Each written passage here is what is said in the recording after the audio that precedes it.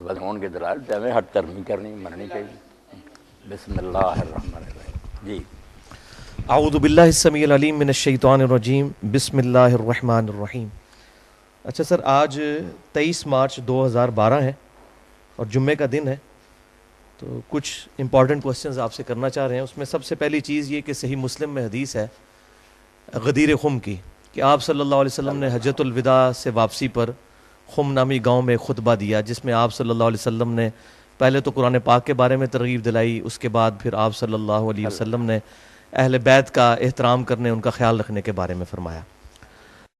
تو اس حدیث کے کانٹیکسٹ میں ہمارے جو اہل تشیع بھائی ہیں ان کا یہ کانسیپٹ ہے کہ اس موقع پر نبی صلی اللہ علیہ وسلم نے سیدنا علی کو اپنا وصی بنایا تھا، جبکہ ہمیں صحیح بخاری اور مسلم میں یہ حدیث ملتی ہے کہ آپ صلی اللہ علیہ وسلم کے بارے میں جب عبداللہ رضی اللہ تعالیٰ عنہ سے سیدنا طلحہ نے پوچھا کہ کیا رسول اللہ صلی اللہ علیہ وسلم نے اپنا وصی کسی کو بنایا تھا، انہوں نے کیٹاگوریکل ڈینائی کیا کہ نہیں، البتہ آپ نے ہمیں کتاب اللہ پر عمل کرتے رہنے کی وصیت فرمائی تھی۔ تو وصی کے اعتبار سے آپ کا کیا کنسپٹ ہے؟ آپ نے ایک تو حدیث سکران جی ہاں بیان کر لی، ایک یہ پھر وصیت کی بات کر لی۔ حدیث سکران مختصر میں اس کے بارے میں عرض کروں کہ بعض لوگوں میں یہ بھی ہے، انہوں نے روایتوں میں درج کر دیا کہ یہ حجۃ الوداع کے موقع پر بھی آپ نے یہ بات کہی، مگر وہ نہیں درست بات۔ ہاں، یہ صحیح صرف یہ کہ غدیر قوم کے موقع پر ہی آپ نے یہ بیان فرمایا۔ اور اس سے ہمارے جو شیعہ دوست استدلال کرتے ہیں، اس پر میں نے ان سے کئی بات کہا کہ اگر موقع ہے اس بات کا کہ اہل بیت سے بھی تمسک کرو یا یہ خلافت کا معاملہ، تو یہ میدان عرفات میں آپ کرتے، جہاں سارا عرب جمع تھا وہاں بیان کرتے۔ اب وہ سارے لوگ کوئی یمن کو چلے گئے، کوئی عراق کدھر چلے گئے، ادھر تو شام والے یا مدینہ والے ہی آئے، ان کے سامنے آپ نے یہ خطبہ دیا۔ وہ موقع آپ نے کیوں مس کر دیا جب ساری امت وہاں جمع تھی؟ وہ وہاں یہ ہدایت فرماتی۔ وہاں جو صحیح حدیث وہ آپ دیکھتے ہیں صحیح مسلم میں، ابو داؤد میں، آپ نے صرف کتاب اللہ کا کہا کہ میں تم میں ایک چیز چھوڑتا ہوں، جس سے ہاں صرف جو ہے نا سنت وغیرہ کا وہ بھی حاکم وغیرہ کی روایتیں بس سارے ہی دیتے ہیں نا، کوئی نہیں۔ اصل بات جو تھی میں نے کہ تم میں کتاب اللہ چھوڑ رہا ہوں، اس کو پکڑ کر رکھو گے تو گمراہ نہ ہو۔ یہ جو خطبہ غدیر کا، اس میں بھی جو ہے نا تمسک کی بات کی، ہدایت لو اور نور ہے، وہ سارا قرآن کے بارے میں، اہل بیت کے بارے میں آپ کی بات ٹھیک ہے، آپ نے صرف نا حسن سلوک کی بات کی۔ اللہ تعالیٰ نے آپ پر منکشف کر دیا تھا کہ بعد میں لوگ ظلم کریں گے، اذکرکم اللہ فی اہل بیت، یہ بات کہی کہ میں تمہیں اللہ کا خوف دلاتا ہوں، میرے اہل بیت کے بارے میں غلط طرف سے اختیار نہ کرنا۔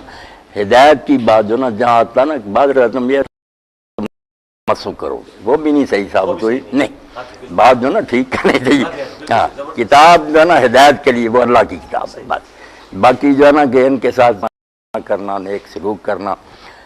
پھر ساتھ اس کے جو آتا کہ حضرت زید نے جب یہ بات بیان کیا، لوگوں نے پوچھا اہل بیت کون ہے، تو انہوں نے جب کہا عباس، اب جو شیعہ حضرات کا کہنا اس میں تو پھر 12 امام جو آل علی تھے ان کا وغیرہ یا امامت کی بات ہوتی ہے، تو کہا کہ یہ سارے اس میں داخل ہے جو آپ نے سکران میں کہا کہ میری اطرت آل جعفر بھی ہے، آل عقیل بھی ہے۔ تو یہ خلافت وغیرہ سے یا یہ دین کے لیے تمسک کی بات نہیں، یہ صرف آنے والے واقعات کے بارے میں نا امت کو ذرا ہدایت۔ وہ جیسے علامہ مناوی لکھتے ہیں کہ امت نے اس کے بالکل برعکس کیا، جو آپ نے تاکید کی نا اس کے الٹ کیا کہ کچھ شہید کر دیے گئے، کچھ قیدی بنا لیے گئے، کسی کو در بدر پھرایا گیا۔ ظلم تو محمد علی بھائی بہت کیا نا، آپ کی اس وصیت پر عمل نہ کیا تو ذکرکم اللہ بعد، ظلم جو کر سکتے تھے نا وہ کیا، اور وہ ظلم ہی آج تک نا امت کو پھر ایک نہیں ہونے دیتا، کیونکہ جن لوگوں کے دل زخمی ہیں کہ یا رسول اللہ کی اولاد کے ساتھ ان کلمہ گو نے کیا، بات ان کی بھی ٹھیک ہے، یہ دوسرے مسلمان ان کا لحاظ نہیں کرتے کہ ان کی کوئی ذاتی دشمنی نہیں کسی سے، وہ بیچارے غمزدہ ہیں کہ حضور کے بعد یار اس طرح کیوں سلوک کیا گیا، کوئی زہر سے مار دیا گیا، کسی کا سر قلم کر کے علاقوں میں گوایا گیا۔ اب یہ بات تو دل سود ہی ہے، ہم ہزار پردہ ڈالیں دل تو جلتا ہے کہ کلمہ گو کا یہ کام نہیں تھا۔ اور میں یہاں صرف ماہر القادری کا ایک شعر جناب نقل کر دوں گا، ان کے ہاتھوں سے لٹی باغ رسالت کی بہار، جو نمازوں میں صدا پڑھتے رہے صلی اللہ۔ کافر مارتے نا جتنا دکھ نہ ہوتا، کلمہ پڑھ رہے اور پھر ایک آدمی جنت کے جوانوں کا سردار ہے، تمہارے سامنے حدیث بیان کر رہا اور کہتا تمہارے اندر ابو سعید خدری جابر موجود، پوچھ لو، حضور نے یہ میرے بارے میں فرمایا نہیں کس نے آپ مجھے قتل کر دیا، مگر کوئی کسی نے نا رائے برابر اثر نہیں لیا۔ اس لیے وہ اہل بیت کے بارے میں تو صرف اتنا تھا کہ ان سے حسن سلوک کرنا، کتاب اللہ صرف ہدایت کے لیے تھی۔ ٹھیک ہے۔ ہاں۔ اچھا شیخ صاحب، اس میں بات یہ ہے کہ اگر کتاب اللہ ہے الحمدللہ وسیع نبی صلی اللہ علیہ وسلم کی، تو یہ ہم جو مصحف کے بارے میں صحیح بخاری میں حدیث ملتی ہے کہ سیدنا ابوبکر صدیق کے دور میں جمع کیا گیا، پھر سیدنا عثمان غنی کے دور میں مصحف عثمانی سامنے آیا، اگر یہ اتنی امپورٹنٹ چیز تھی تو آپ صلی اللہ علیہ وسلم نے دو گتوں کے درمیان اپنی مبارک زندگی میں اس کو کیوں نہیں جمع کیا؟ اس بارے میں محمد علی صاحب جو شیعہ حضرات بھی کہتے ہیں کہ بعد میں حضرت علی پھر گھر میں بیٹھ کے قرآن جمع کروں، یہ سنی کہتے ہیں حضرت ابوبکر کو فکر پڑی کہ کاری مارے جا رہے، یہ باتیں جو ہے نا دین سے پوری طرح مطابقت نہیں رکھتی کہ آخری کتاب ہے، زندگی موت اللہ کے ہاتھ میں ہے، رسول اللہ کو اتنی مہرت دے دیتا خدا انا لنا جمع قرآن کہ قرآن تو اکٹھا ہو جاتا، منشر چھوڑ کر جانا خاتم النبیین کا، یہ کوئی قرآن کی حفاظت تو نہ ہوئی کہ لوگ پھر اکٹھا کرنے لگے، اس میں پھر ایک آیت نہ ملی، وہ حضرت عثمان رضی اللہ عنہ کے زمانے میں ملی، پھر ایک کی گواہی دو کے برابر بنائی گئی، باتیں نہیں ٹھیک ہے۔ میں تو صاف کہتا ہوں بے شک بخاری ہے مسلم ہے، یہ باتیں بالکل غلط ہیں۔ عبید بن سباق ایک ہی راوی گمنام جس کا کوئی پتہ نہیں، کوئی اس کے تفصیلی اراض نہیں، وہ کہتا ہے اس طرح جمع کی تاریخ شروع ہوئی، جمع حضور کے زمانے میں ہو گیا، لوگوں نے حفظ بھی کر لیا، لکھ بھی لیا جو لکھے پڑے لوگ تھے، اور جو آپ نے اپنے گورنروں کو لکھا کہ لوگوں کو ہدایت کرو قرآن کو کوئی نہ چھوئے سوائے طاہر کے۔ اس لیے ابن حزم کی بات ٹھیک ہے کہ لاکھوں قرآن اس وقت پوری دنیا میں پھیلے ہوئے تھے، کوئی ایسی بات نہیں تھی وہ قرآن جو صحیح بخاری میں حدیث ملتی ہے کہ سیدنا جبرائیل کے ساتھ نبی صلی اللہ علیہ وسلم دورہ بھی قرآن کا کرتے تھے، تو وہ اس پہ موقف وہ یہ کہتے ہیں کہ جی یہ ساری چیزیں زبانی چل رہی تھی، جنگ یمامہ کے موقع پر وہ شہید ہوئے تو پھر نہیں روایت محمد علی صاحب آتا ہے کہ لکھوا بھی آپ دیتے، ٹھیک، وہ کہتے ہیں ایک جگہ کتاب مؤلف نہیں تھی مگر جو ہے نا کہ کاغذ کے پرزوں پر، اس طرح کھجور کے پتوں پر، ٹھیکروں وغیرہ پر لکھنا تو مانتے ہیں کہ کوئی شے ایسی نہیں تھی جو آپ لکھواتے نہیں تھے، ساتھ ہی بلا لیتے تھے۔ اب قرآن کے حوالے سے جو یہ اختلاف پھر اہل سنت میں بھی آیا، اہل تشیع میں بھی، 7 قراتوں والا، 7 قراتوں کی بات، اور ایک جو حضرت ابن مسعود کے ذمہ لگاتے ہیں نا کہ وہ مانتے نہیں تھے مفضلتین کوئی افاظت، یہ باتیں بھی دین کی جڑ کاٹنے والی، کہ وہ آدمی جس نے 70 صورتیں حضور سے سبقن پڑھی تفسیر کے ساتھ، وہی نہیں جانتا، اور جو کہتا ہے اگر میں جانتا مجھ سے زیادہ کوئی قرآن کا عالم ہے تو میں اونٹوں کے جگر جلا کر بھی اس تک پہنچتا، وہی صحیح بخاری میں بھی ہے کہ 4 بندوں سے قرآن سیکھو، وہی نبوی اور ابن حزم کی بات ٹھیک ہے کہ یہ سب باطل باتیں، ان کے سے 2 قرات متواتر آ رہی ہے، اس میں یہ مبتدئین بھی ہیں، فاتحہ بھی ہے، تو شیعہ سنی سارے میرے بھائی نا قرآن کے بارے میں شک ڈال رہے، جو روایتیں ان کو دیوار پر مار، اچھا قرآن ہی مشکوک ہوگا تو بات کی رہی۔ آپ نے جب اعلان کیا کہ میں تم میں ایک چیز چھوڑ کر جا رہا ہوں ہدایت کے لیے، کتاب اللہ تو ٹھیک ہے، اچھا، کتاب اللہ اس میں بالکل میں نے آپ کے بارے میں سنا ہے کہ آپ رجم کی سزا کے قائل ہیں۔ قائل۔ اچھا، اب مسئلہ یہ ہے کہ صحیح بخاری میں جو رجم کے بارے میں سیدنا عمر کا خطبہ موجود ہے کہ یہ آیات پہلے قرآن میں نازل ہوئی، ہم پڑھتے تھے، اور پھر بعد میں جو ہے وہ آپ کو پتہ ہے ڈیٹیل خطبہ نہیں، اس میں جو لوگ کہہ دیتے ہیں کہ انہوں نے کہا قرآن میں تھی، قرآن نہیں لفظ میں، انہوں نے کہا کتاب اللہ میں یہ بھی بات تھی۔ چلیں کتاب اللہ، کتاب اللہ دیکھتے ہیں نا آپ کو کتب علیکم الکتاب کبھی یاد آتا کتاب اللہ علیکم، وہاں شریعت مراد ہے کہ جو شریعت تھی نا، بے شک قرآن میں یا سنت میں شریعت میں یہ حکم اترا تھا کہ انسان اس کو سنگار کرو، تو اس کو یاد کرنا پڑھنا۔ اب جو آیت بتاتے ہیں نا وہ محمد علی صاحب نہیں، وہ آیت تو قرآن کا اسلوب میں نہیں بیٹھتی، اسلوب میں نہیں لینگویج ہی عجیب و غریب پھر نہیں، خلاف ہے نا مسلک کی، مسلک تو کہ شادی شدہ جو ہے نا اس کو سنسار اس کو بھی ایکسپلین نہیں کرتا، مگر وہ شادی شدہ نہیں، وہاں بوڑھے کی بات ہے، الشیخ و بشیخہ، تو اب کہتے نہیں بوڑھے سے مراد شادی شدہ، یہ کس لغت میں بھائی؟ الشیخ و بشیخہ تو یہ ہے کہ بوڑھا، بے شک شادی شدہ ہو یا ساری عمر کمارا رہا، اس نے عبارت بوڑھے کی ہے، مسئلہ ہے شادی شدہ کا، تو نہ وہ مضمون اس کا صحیح ہے نہ کوئی۔ اچھا، ہمیں بس جو امام علامہ خضری نے لکھا نا اصول الفقہ میں، کوئی چیز مجبور نہیں کرتی کہ ہم مانیں کہ قرآن میں کچھ آیتیں تھی جو منسوخ تلاوت ہو گئی، ایسی کوئی دلیل شرعی جتنا اترا تھا پورا ہی ہے، کوئی اللہ نے واپس نہیں لیا، نہ کوئی آیتیں اٹھائی ہیں، جو بھی اس قسم کی روایتیں ساری جو ہے نا کوئی نہ کوئی میں وہ صحیح مسلم میں روایت ہے کہ ہم سیدہ عائشہ سے کہ ہم حضور صلی اللہ علیہ وسلم کی وفات کے بعد بھی رضاعت والی آیات پڑھا کرتے تھے، پہلے 10 مرتبہ 10 رضاعت اتری ہاں تھی، جی، پھر ہاں جی، منسوخ ہوئے 5 رضاعت وہ جب حضور فوت ہوئے پڑھی جاتی تھی. ہاں جی، ہاں اب سارے پھر اس سے جان ہی چھڑاتے نا ہماری صاحب، یا تو نہیں لوگوں کو تو اس میں نسخ نہیں. اس پر آپ کیوں نہیں تعویل کر رہے کہ اس سے مراد کتاب اللہ ہی ہوگی، قرآن نہیں مراد ہوگا؟ نہیں، وہ میں اس کی یہ تعویل کرتا ہوں کہ اگر اس کو ماننے اول تو ہم مجبور نہیں کہ ایسی روایتوں کو مانے، میں نے فلاں سے سنا فلاں سے. یہ بے شک کتنے معتبر ہم کہتے ہیں سکہ. پہلے تو سکات میں بھی آپ جانتے ہیں کہ ہر راوی کے بارے میں سوائے شادر وادر کے سب میں اختلاف. کوئی کہتا سکہ، دوسرا کہتا دجال ہے. کون جانتا کہ ان میں کیسے کیسے لوگ ہیں. ہم کیوں کتاب اللہ کو مشکوک کریں جو مشرق سے مغرب تک پوری امت کے گھر میں تھی. اب مناظروں میں بے شک بحثیں کرتے رہیں، مگر سارے کافروں نے بھی ڈھونڈ نکالا کہ شیعوں کے گھروں میں خار کسی کے ہاں کوئی اور قرآن ملے نہیں. قرآن ایک ہی ملا سب کے پاس. اس لیے قرآن متواتر، یقینی، پکی ہے، اس میں کوئی شک نہیں. اگر وہ کہا جائے نا کہ پڑھا جاتا تھا قرآن میں، اس کی تعویل اگر کرنی ہے تو یہ کر لیں کہ وہ لفظ نہیں پڑھے جاتے تھے، بطور تفسیر یہ سمجھا جاتا تھا کہ قرآن میں جو ہے نا کہ رضاعت کی وجہ سے حرام ہو جاتے رشتے. اس کی تشریح تھی کہ وہ محض بائی چانس تھوڑا بہت دودھ پینے سے نہیں، پہلے تھا کہ 10 مرتبہ دودھ پیے، پھر حکم رہ گیا سنت کے مطابق 5. وہ قرآن میں پڑھا جاتا، یعنی قرآن کی یہ تفسیر کی جاتی. ٹھیک ہے. تو شیخ صاحب اس میں جو صحیح بخاری میں ایک روایت ملتی ہے کہ سیدنا علی سے کسی نے پوچھا کہ کیا آپ کو رسول اللہ صلی اللہ علیہ وسلم نے قرآن کے علاوہ بھی کچھ سکھایا؟ تو انہوں نے کہا کہ ہمیں نبی صلی اللہ علیہ وسلم نے قرآن کے علاوہ کوئی چیز نہیں سکھائی الا فہم القرآن، قرآن کا فہم. وہ فہم کدھر ہے اس وقت؟ وہ حدیث کی شکل میں تو ہمارے پاس نہیں. سنت کی فہم شکل میں القرآن بھی کر ایک صحیفہ کا بھی ذکر کیا. جی ایک صحیفہ کا جس میں صحیفہ جو ان کے دیت تلوار وغیرہ کے کے میان مسائل میں تھا، اس میں بھی دیت وغیرہ کے احکام لکھے ہوئے تھے. جی ہاں. تو سنت قرآن سے باہر نہیں. جیسے وہ شاطبی نے الموافقات میں لکھا نا کہ ہم کہہ دیں قرآن ہدایت کے لیے کافی، تو قرآن خود کھیلتا نا سنت کی طرف سنت کہ رسول کی اطاعت کرو، اس کی پیروی کرو. کتنے احکام ہیں، مثلا اذان کا ذکر آ گیا کہ جب اذا نودی للصلاۃ، دوسری جگہ کہ نادیتم، مگر اس کا کوئی طریقہ کہ وہ کیا الفاظ ہیں، کس طرح کہا جائے، یہ سنت سے پتہ چلا. حج کے اس طرح آ جاتا ہے کہ طواف کرو، اب کہاں سے شروع کریں، کتنے چکر لگائیں، تو سنت کی طرف تو جانا ہی پڑے گا. سنت کا انکار نہیں، مگر وہ کتاب اللہ میں ہی داخل ہے. ٹھیک ہے. لیکن اب سنت کے مسئلے میں مسئلہ ہے نا کہ اہل تشیع جو ہیں ان کی اپنی کتابیں ہیں، اہل سنت کی اپنی کتابیں ہیں، اور ایک دوسرے کی کتابوں کو پڑھنا، اور اس کو بلکہ کہا جاتا ہے اہل بدعت کی صحبت میں بیٹھنا حرام ہے، بد مذہبوں کی صحبت میں بیٹھنا حرام ہے.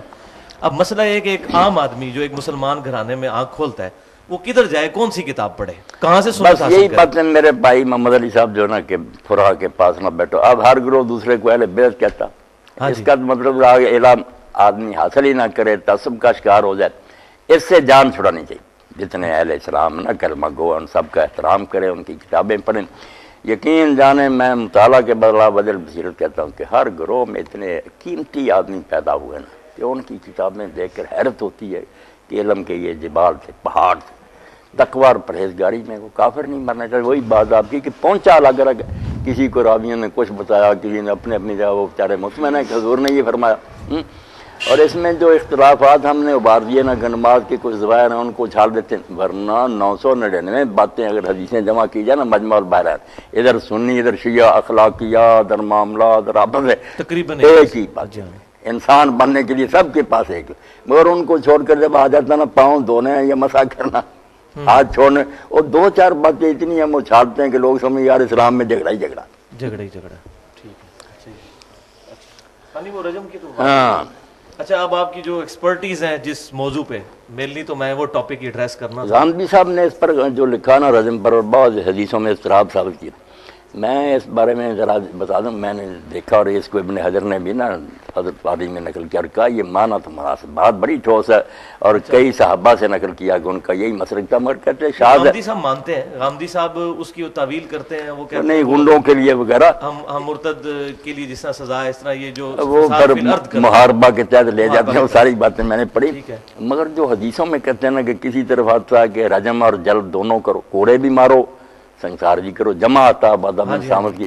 کسی میں صرف کوڑے آتا ہے، کہیں کسی میں سنسار آتا ہے، کسی میں سال کی جلاوت نہیں ہے. تو اس بارے میں بعض صحابہ کا بھی مطلب فتح الباری میں، اور شیعہ جو فقہ ہے اس میں نا محمد علی صاحب بہت اچھے طریقے سے بات واضح کی اور سمجھ میں بھی آتی کہ جیسے جیسے جرم شدید ہوتا جاتا سزا بڑھتی جاتی. ایک ہے محض زانی اور زانیہ، ان کے ساتھ اور کوئی قید نہیں، صرف شاید زنا کیا وہ کموارے ہیں، ٹھیک ہے، ان کے لیے وہ قرآن پاک کی سزا. ایک ہے پھر اس کے ساتھ مل گیا زان المحصن کہ شادی شدہ ہے، اس میں شادی شدہ کا پھر ہے کہ اگر وہ رخصتی نہیں ہوئی تو شیعہ اتحاد میں یہ ہے فقہ میں کہ اس کو سزا جو نا 1 سال دلا وطنی اور کوڑے. پھر تقریب عام بھی بڑھ گیا کہ وہ بیوی کو لے آتا، اور اگر بیوی جو تھی نا وہ موجود تھی مگر وہ وطن سے دور تھی وغیرہ، پھر جو رجم بنا یہ پھر بھی سزا نافذ نہیں ہوگی، کیونکہ رجم جس بنا پر ہے نا کہ حلال کا موقع ہے اور پھر اس نے حد پھلانگی ہے، وہ بیوی پاس ہو اور کوئی رکاوٹ نہ پھر وہ کرے نا، ورنہ شادی شدہ بھی ہوگا تو پھر رجم نہیں، وہ توڑے اور تقریب میں. سورۃ النساء میں ایک آیت ہے جس کو دلیل بنایا غامدی صاحب نے، حتیٰ یجعل اللہ لہن سبیلا، نہیں وہ ہم سے کونا فی البیوت، آدھی سزا دی جائے جو شادی شدہ سے اس کو آدھی سزا دی جائے اگر لونڈی جو ہے وہ نہیں یہ استدلال بھی پرانا خوارج کا، مگر یہ بات نہیں، کیونکہ وہاں جو شروع ہوتا ہے کہ اگر تم محسنات سے نکاح کی استطاعت نہیں رکھتے تو لونڈیوں کے ساتھ ان کے مالکوں کی اجازت سے نکاح. اب جو ہے کہ محسنات سے نکاح اگر مانا شادی شدہ کر لیں تو شادی شدہ سے تو نکاح حرام ہے. وہ فکرہ جو ہے نا کہ اگر تم میں استطاعت نہیں محسنات کے، اس سے پتہ چلتا ہے آزاد کہ آزاد عورتوں سے نکاح کی اگر طاقت نہیں. یہی پھر مانا آ گیا کہ جب شادی ہو جائے لونڈی کے ساتھ اور زنا کرے تو جو پہلے آتا نا کرے محسنات کے ساتھ نکاح کی استطاعت، وہاں جو مانا لیا تھا نا شادی شدہ، ہاں یہی نہیں بات ہی شروع یہ وہاں سے ہوئی. آپ کا کنسیپٹ میں اچھا وہ میں اب چاہ رہا تھا کہ آپ تھوڑا ایڈریس کر دیں جو آپ کی ایکسپرٹیز ہیں جس ٹاپک پہ، اس پہ اب میں باقی کوشچن کرنا چاہتا ہوں. ایک تو یہ بتائیے کہ ابھی عوام الناس کو کافی آپ کے بارے میں کنفیوژن ہے. جب میں نے بھی پچھلے سال 10 دسمبر 2011 کو حسینیت اور یزیدی والا لیکچر ریکارڈ کرایا تو مجھے لوگوں نے کہا یہ آپ مولانا صاحب کے شاگرد ہیں، یہی نہیں کوئی پہلی ملاقات ہے. اچھا اب میں یہ چاہ رہا تھا کہ آپ کے جو عوام میں کنسیپٹ ہے وہ ذرا تھوڑا کلیئر کر کے آئے کہ آپ سیدنا معاویہ رضی اللہ تعالیٰ عنہ کو صحابی مانتے ہیں اور مسلمان مانتے ہیں، یہ ذرا کلیئر کر دیجیے. باقی ان کے اعمال ان کے ساتھ صرف یہ بات کلیئر کر دیجیے. محمد علی صاحب یہ باتیں جانا کیا کریں، اگر صاف کہتے ہیں پھر بھی لوگ خلاف ہوتے ہیں، نہیں کہتے پھر ہم اپنے ضمیر کے مجرم ہیں. اب صحابی کا ایک معنی دعا اس کے لحاظ سے تو آپ نے عبداللہ بن عبیر ان کے ساتھیوں کو بھی کہا، جب لوگوں نے کہا کہ انہیں اجازت قتل کریں تو آپ نے کہا تم چاہتے ہو کہ یہ پروپیگنڈا ہو جائے کہ محمد اپنے اصحاب کو قتل کر، یہ آپ نے پڑھا نا، آپ سے تو کوئی بات چھپی. اصحاب تو ان کو بھی کہا، لغت کے لحاظ سے تو صحابی تھے، ساتھ ہی تھے. مگر جب قرآن کہتا، حدیث کہتی ہیں کہ ان میں لوگ منافق بھی، منافقین کا وجود تو بالکل مسلمہ. اب ہم اپنی مرضی سے کہہ دیتے نا یہ منافق نہیں تھا، وہ منافق، اور منافق بھی صرف ہمارے پاس عبداللہ بن ابی رہ گیا، ورنہ جنگ احد میں جو 300 واپس آیا تھا، اور اس کے بعد یوں اسلام پھیلتا گیا زیادہ ہوتے گئے لوگ منافق، روب کی وجہ سے دب گئے. اور آخری سورہ میں بھی اللہ تعالیٰ فرماتا توبہ میں کہ مدینہ اور منافق ہیں، اللہ تعالیٰ اے نبی تو بھی نہیں جانتا، ہم جانتے. تو اس لیے ہم کس طریقہ سے فیصلہ کر سکتے ہیں کہ یہ آدمی جو ہے صحابی ہے آپ کے دور کا، بظاہر اس نے اسلام قبول کیا، مگر جیسے آتا کہ تم یہ کہو اسلام لائیں، یہ نہ کہو ایمان لائیں، ایمان نہیں تمہارے دلوں میں داخل ہے. یہ سارے فیصلے علامہ الغیوب کے کرنے کے اندر سے کون کیا تھا، جو کام کیے کسی نے، ہم کفر ایمان چھوڑے ان کا احترام بھی کریں، کیوں برا بلا کہیں، ہمیں کوئی حق نہیں، نہ کوئی فائدہ ہی.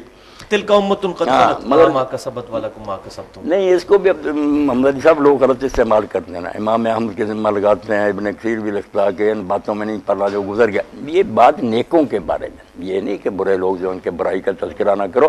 یہاں ابراہیم، اسماعیل، اسحاق وغیرہ کے حوالے دے کے نا یہودی کہتے تھے کہ ہمیں ان کی نیکیاں کافی ہیں، ہم ان کی اولاد مقصال. دونوں جگہ یہ آتا ہے کہ وہ لوگ جو تھے نا انبیاء وہ گزر گئے، اسی لیے لہا ہی آیا، لکم لہا، علیہ نہیں آیا کہ جو گناہ انہوں نے کیے ہیں وہ ان پر نہیں، گناہ کی بات نہیں کی کہ جو نیکیاں وہ کما گئے انہیں ملیں گی جو تم، فائدہ نہیں ہوگا ابراہیمی. ہاں بس یہ فائدہ کی بات. بروں کے واقعات تو قابیل سے اللہ نے شروع کیے ہیں، آپ خود قرآن پڑھ دیا بروں کے تذکرے سے. اگر یہ بات بری ہوتی کہ جو مر گیا چھوڑو تلکا امتن، کیوں اللہ یہ موقف غلط ہے. خیر غلط. اچھا لیکن اہل سنت نے متفقہ طور پر جو ہے وہ سیدنا معاویہ کو صحابی کے طور پہ ڈیل کیا ہے، ان کی احادیث بھی لی ہیں اپنی کتابوں میں. حدیثیں لی، حدیث کے بارے میں تو میں بھی کہتا ہوں کہ بصر ہو، معاویہ ہو، کوئی ہونا، ان سے کچھ جو جی چاہے ہمارے صادر ہوئے ہیں. مگر یہ علماء نے پورا استقصاء کیا، ڈھونڈا کہ کسی نے حدیث بھی وضع کی ہے، اس جرم سے اللہ نے بچا رکھا. شیعہ لوگ کہتے ہیں سمرا سے نہ اتنے پیسے دے کر معاویہ نے حدیث بنوائی، دکھائی آج تک نہیں کہ وہ کہاں ہے سمرا کی بنائی ہوئی. ابو ہریرہ کہتے ہیں گھر سے میں یار کوئی نمونہ دو نا، وہ بیچارے تو ان کے خلاف بولتے رہے. اس تو یہ بہتان نہ لگاؤ، غلطیاں ہوئی ہیں بسم اللہ، مگر حدیث نہیں کسی نے بتائی. اس لیے صحابہ تو کل موضوع اس حد تک بالکل جیسے شاہ ولی اللہ شاہ عبدالعزیز کے روایت حدیث میں سب معتبر. ٹھیک ہے. آ جائیں نیچے کے راوی دیکھیں صحابی آ گیا حدیث نہیں اس نے گھڑی پھر حدیث مان. آپ چونکہ ایک خاص حدیث میں مانتا ہوں ہر ایک کی مانتا ہوں حدیث میں کوئی شک شیخ صاحب آپ ایک خاص مکتبہ فکر کے ظاہر پلیٹ فارم سے ایک بات کرتے ہیں اگرچہ آپ کی نیوٹرل بات ہے لیکن میری بات نیوٹرل ہے لیکن کسی نہ کسی درجے میں اہل یہی کہتے ہیں مسئلہ ہے. جی ہاں.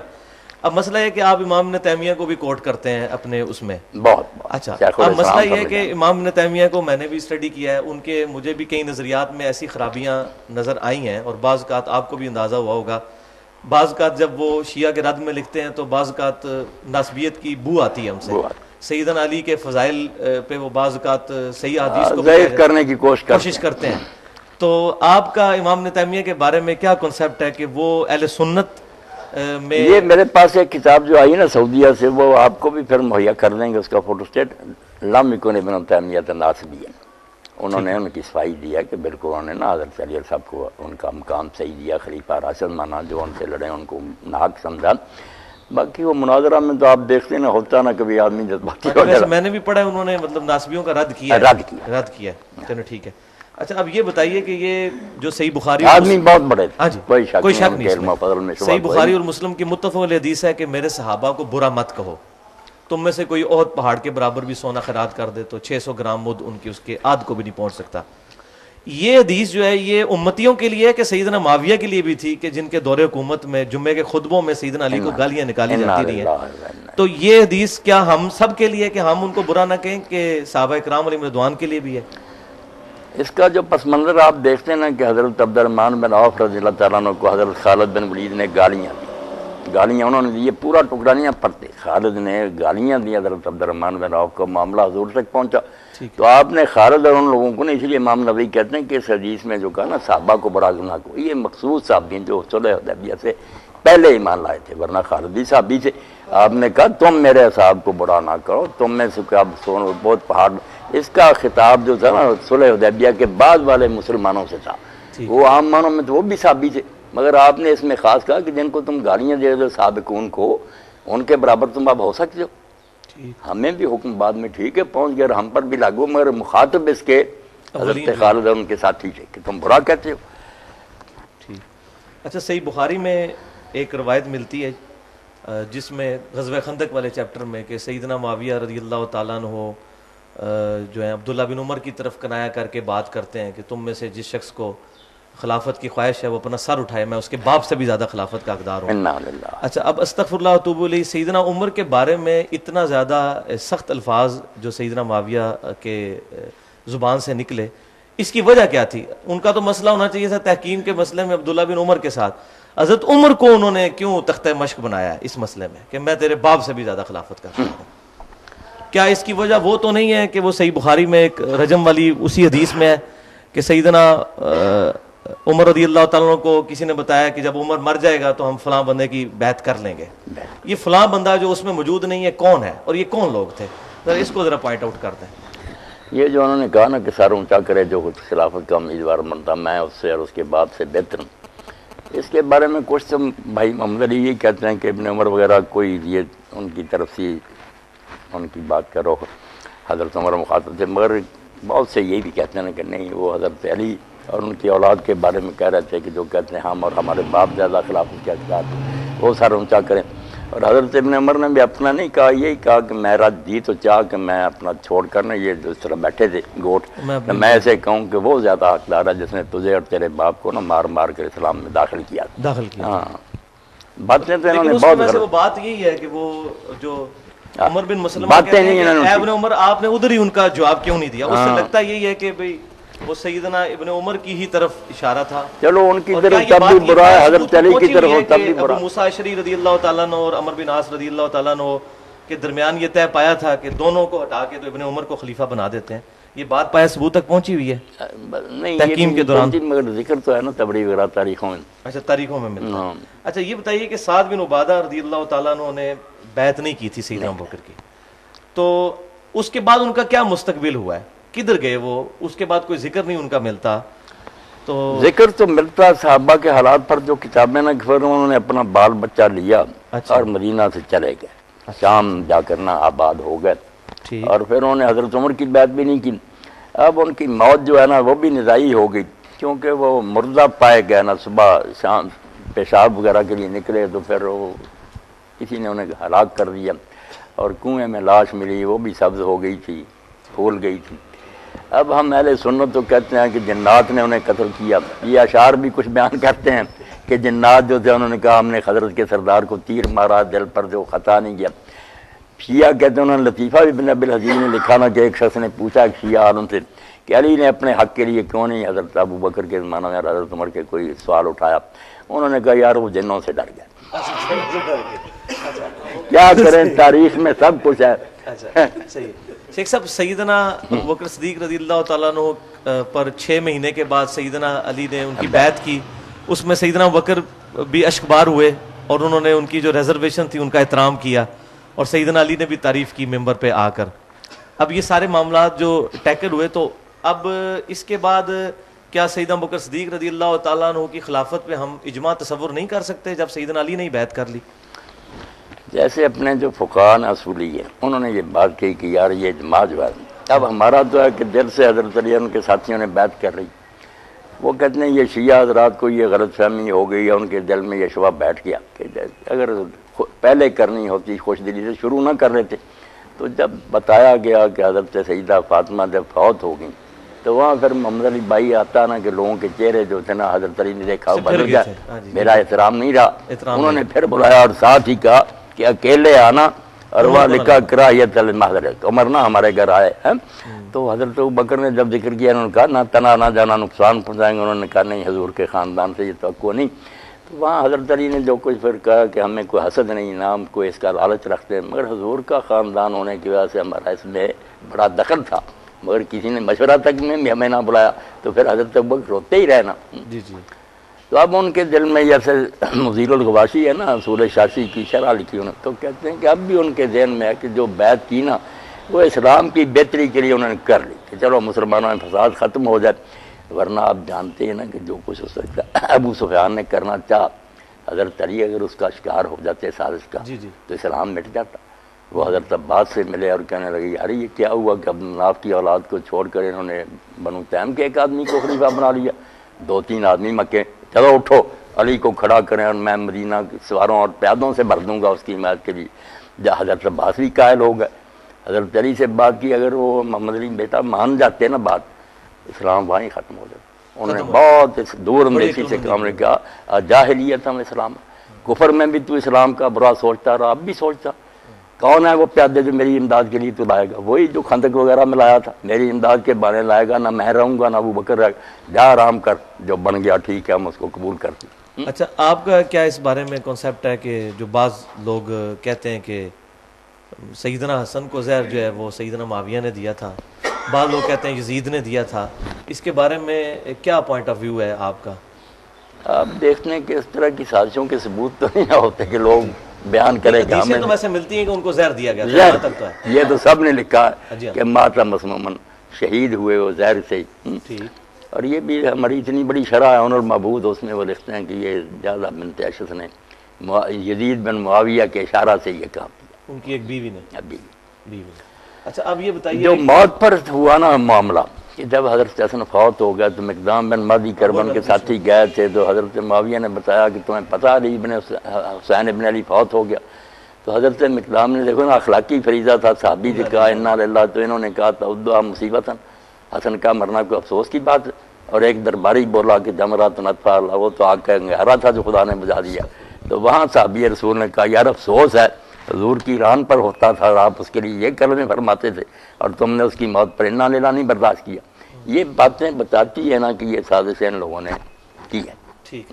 اچھا، اسی ابو داؤد کی یہ والی مقدام بن مہدی والی حدیث میں آگے چلتا ہے کہ وہ پھر کہتے ہیں میں تیرا دل جلاؤں گا، یہ پھر تین خلافت باتیں کے بارے میں جب کہتے رہتے ہیں حضرت حسن نے صلح کر لی، اس میں یہ نہیں بتاتے کہ ان شرائط میں تھا کہ اگر میں زندہ ہوں گا اس وقت تو پھر دوبارہ خلیفہ میں ہوں گا، اور دوسری بات کہ اگر میں نہ ہوا تو تم اپنے بعد کسی کو ولی عہد نہیں مقرر کر سکتے، امت شورا کے ذریعے چنے گے. ٹھیک ہے. سب اچھا اس میں یہ ایک ناسبی ہم پہ اعتراض کرتے ہیں کہ اگر سیدنا علی نے حسن کو اپنے بعد بنایا ہے تو اگر سیدنا معاویہ نے بنا دیا یزید کو تو کیا ہوا؟ کیا یہ چیز یہ محمد علی بھائی بالکل جھوٹ بولتے ہیں. ایک تو شیعہ عقیدہ اس میں علی نے کیا مقرر کرنا, وہ تو کہتے ہیں اللہ نے 12 مقرر کر دیے جیسے نبی مقرر کی, وہ تو بات ہی الگ ہے.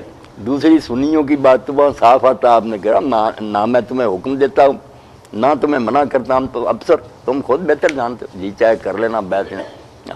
وہ تو حضرت عبداللہ بن عباس نے بعد میں تقریر کی نا کہ علی فوت ہو گیا, یہ ان کا بیٹا ہے, اگر تم چاہو اس کی بیعت کر رہا ہوں. یہ کہاں پہ ہے یہ چیز؟ یہ حاکم میں ہے. ہاں اس لیے نا کوئی نہیں انہوں نے مقرر کیا, جھوٹ بولتے ہیں. کوئی مقرر. اچھا یہ بتائیے کہ یہ پھر جو اب یہ جو بخاری مسلم میں 12 خلیفوں والی حدیث ملتی ہے, یہ 12 خلیفے کچھ ناسبی تو وہ ان کو گننا شروع کر دیتے ہیں, بعد میں بنو امیہ کے خلیفوں کو بھی. اہل تشیع کا کنسیپٹ ائمہ کی طرف جاتا ہے. یہ امت کو یہ حدیث کیسے سمجھ آئے گی یہ 12 خلیفہ کون ہے؟ یہ تو آپ دیکھتے ہیں نا شرح لکھنے والے تھک گئے, اتنے قول ہیں. ہاں جی.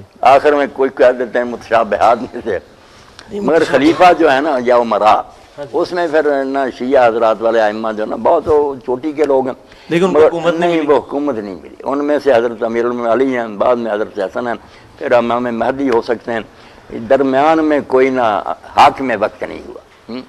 لائق بے شک وہ خلافت کے دوسروں سے زیادہ عمر نہیں نا ان کو فی الواقع ملی, اس لیے وہ تو مراد نہیں. دوسرے جو ناسبی لیتے ہیں کہ لگاتار, اس میں وہ پھر کہتے ہیں ناسبیوں کو دفع کریں, مگر جو اہل سنت میں سے قائل ہے نا کہ لگاتار یزید بھی آگے, یہ ہمارے شیعہ دو دکھاتے ہیں, یہ دیکھو مولا علی قاری نے شرح فقہ نے یزید کو بھی لکھا.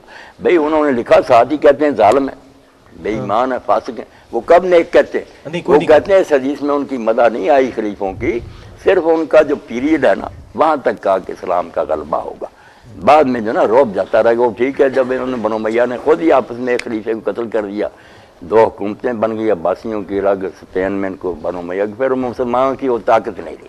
وہ کہتے ہیں ان امیروں کی کوئی مدح کا کلمہ آپ نے نہیں کہا, ان تک اسلام جو ہے نا اس کا غلبہ رہے گا, دنیا پر اس کا روب رہے گا. عمر بن عبد اور جو شاہ ہے نا ابن کثیر اور امام ابن زین, ان کا تو ہے کہ قیامت تک 12 ہوں گے عادلی خلفائے راشدین, مگر لگاتار نہیں 12. آخری جو ہے نا امام المہدی ہوں, امام ابن تیمیہ اور امام ابن کثیر, یہ دونوں اس کے تو بڑا اچھا ہو گیا کہ یہ 12 ہوں گے بھی عادل اور متقی, مگر کچھ ہوگا اور آخر میں جا کر امام راجی. انہوں نے نہیں یہ معاویہ کو بھی نہیں شمار کیا نا یزید وغیرہ. البدایہ والنہایہ اور منہاج السنہ. اچھا ایک یہ بڑا اس میں خطرناک کوسچن ہے کہ جو صحیح بخاری میں عمار بن یاسر کے بارے میں حدیث ہے, اس میں الفاظ بڑے سخت ہیں کہ عمار ان کو جنت کی طرف بلائے گا, وہ عمار کو دوزخ کی طرف بلائے گا. وہ دوزخ کیا ہے, اس کی کیا تعویل ہو سکتی ہے؟ اب ایک طرف ہم وہ صحیح بخاری کی حدیث لیتے ہیں کہ نبی صلی اللہ علیہ وسلم نے فرمایا کہ میرا بیٹا سید ہے, اس کی وجہ سے 2 مسلمانوں کے گروہوں میں صلح ہو جائے گی. تو مسلمان کے بارے میں تو ہمارا عقیدہ ہے اس نے الٹیمیٹلی جنت میں جانا ہی ہے. وہاں وہ پڑھتے ہیں دوزخ کی طرف بلائے گا. کیا وہ راستہ دوزخ کا ہے, یہ واقعی دوزخ ہے, یہ کیا اس کی تعویل کریں؟ نہیں, اگر یہ بانے مسلمانوں کے 2 گروہوں کی صلح کرائے گا, بالکل ٹھیک ہے, دونوں گروہ مسلم ہی کہلاتے تھے نا, مگر مومن تھے دونوں, یعنی اندر سے جیسے لما یدخل الایمان, کون جانتا کہ مسلم ہے. مسلم تو سب مانتے ہیں کہ بازار وہ کلمہ بھی پڑھتے تھے, نمازیں, سو کارڈ تو سینا مسلم کہہ رہا ہے. دوزخ کی طرف بلاتے ہیں.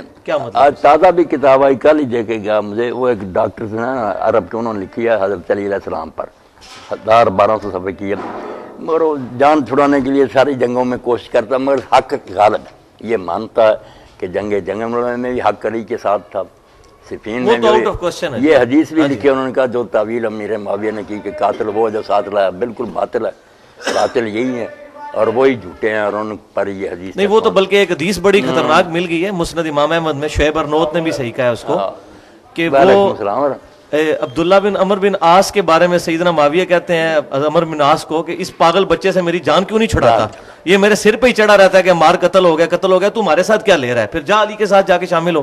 تو ان کا میں اس لیے شامل ہوں کہ مجھے نبی صلی اللہ علیہ وسلم نے فرمایا تھا اپنے باپ کے ساتھ. تو وہ تو کلیئر ہو گیا کہ سیدنا معاویہ سے یہ معاملہ ہوا ہے. نہیں, انہوں نے نہیں قتل کیا. اچھا, وہ ابو الغادیہ کا نام آتا ہے, اور مسند امام احمد میں مسند ابی غادیہ موجود ہے, اب ہمارے اہل سنت یہ کہتے ہیں وہ صحابی ہے، اس سے حدیثیں لی ہوئی ہیں صحابیاں- احمد بن حنبل نے، صحابیاں اور آپ بلکہ- کہہ رہے ہیں کہ عمار کا قاتل جو ہے وہ دوستی ہے. دوسری قاتل ہوا طالب فنار. اچھا اور یہ ابن حزم وہ بھی لکھتا نا کہ ابو الغالیہ اصحاب بیت رضوان میں بھی تھا. رضوان میں ہاں مگر یہ کام اسی نے کیا قتل کا. نہیں لیکن وہ دوستی والی جو ہے کہ عمار کا دوستی والی کی جو اگر ہم کچھ بچانا چاہیں تو کوئی بات نہیں. بہت سے کام نا جن کے لیے آپ نے فرمایا کو کرمار کی طرف بلاتا ہے، جوا کھیلے وغیرہ دوزخ کی طرف دعوت دیتا، تو کام دوزخیوں والے ہیں. باقی اس کے دوسرے اعمال کی وجہ سے یہ اللہ اپنی رحمت سے اگر معاف کر دے گنجائش کی اس کی کیا اہل سنت کئی میں کاموں پر آتا نا کہ یہ ٹھیک کام کفر کے ہے یا جاہلیت کے ہے. یہ بخاری مسلم میں تو ملتا ہے کہ 70,000 جو لوگ ہیں میری امت سے بغیر حساب و کتاب کے جنت میں جائیں گے. کیا یہ بھی کہیں کسی حدیث میں ملتا ہے کہ تمام صحابہ جو ہیں وہ ڈائریکٹ جنت میں جائیں گے، کسی کو دوزخ کا پھیرا نہیں لگے گا؟ نہیں، یہ جو ابن حزم وغیرہ نے عقیدہ بنا لیا نا کہ سارے جو ہے نا جنتی ہیں، یہ اس کی کوئی دلیل نہیں. کیونکہ 70,000 سے تو زیادہ قرآن میں ان کی مزہ بھی بڑی ہے. جو کبھی کبھی کوتاہیاں ہوئی وہ بھی قرآن بڑا پڑا. اب آنکھیں بند تو نہیں کرنی چاہیے، بشری تھے، کئی موقع پر لان ٹوکا. جنگ احد میں دوڑ گئے تو اللہ نے عصیتم رسول کہا کہ تم نے رسول کی نافرمانی.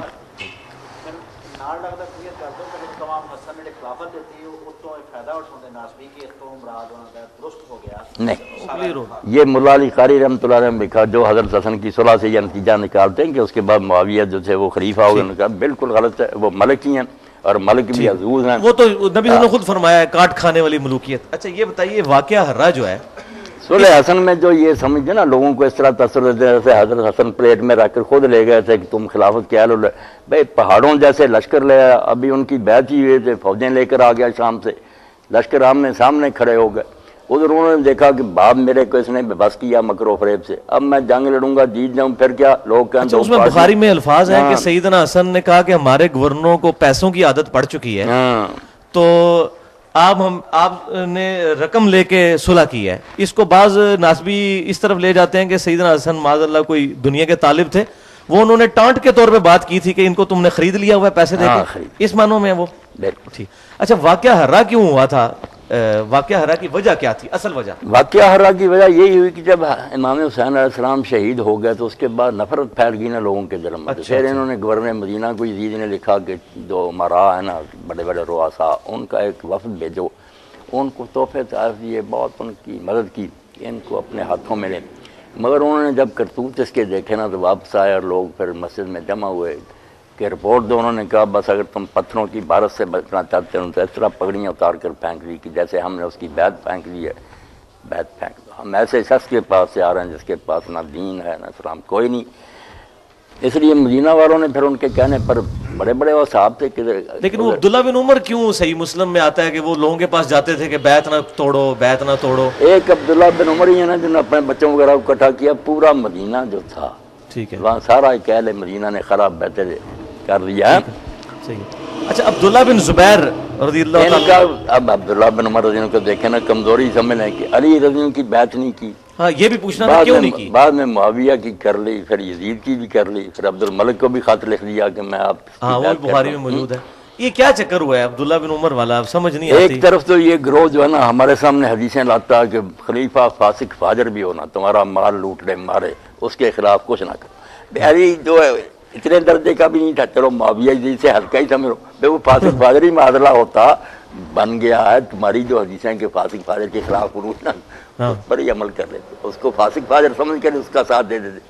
معادلہ کچھ نہیں کیا، کمزور کیا انہوں نے. اچھا اب یہ اسی میں میرا سوال ہے کہ یہ بڑی خطرناک چیز ہے کہ سیدنا حسین کا جو سٹانس ہمیں نظر آتا ہے رضی اللہ تعالیٰ عنہ وہ بالکل ڈیفرنٹ ہے، جبکہ بخاری مسلم میں اتنی حدیثیں ہیں کہ جب ایک بندے کے ہاتھ پہ بیعت ہو جاتی ہے اس کے خلاف نہ کھڑے ہو اور مظلومیت بھی اسی طریقے سے سہتے رہو.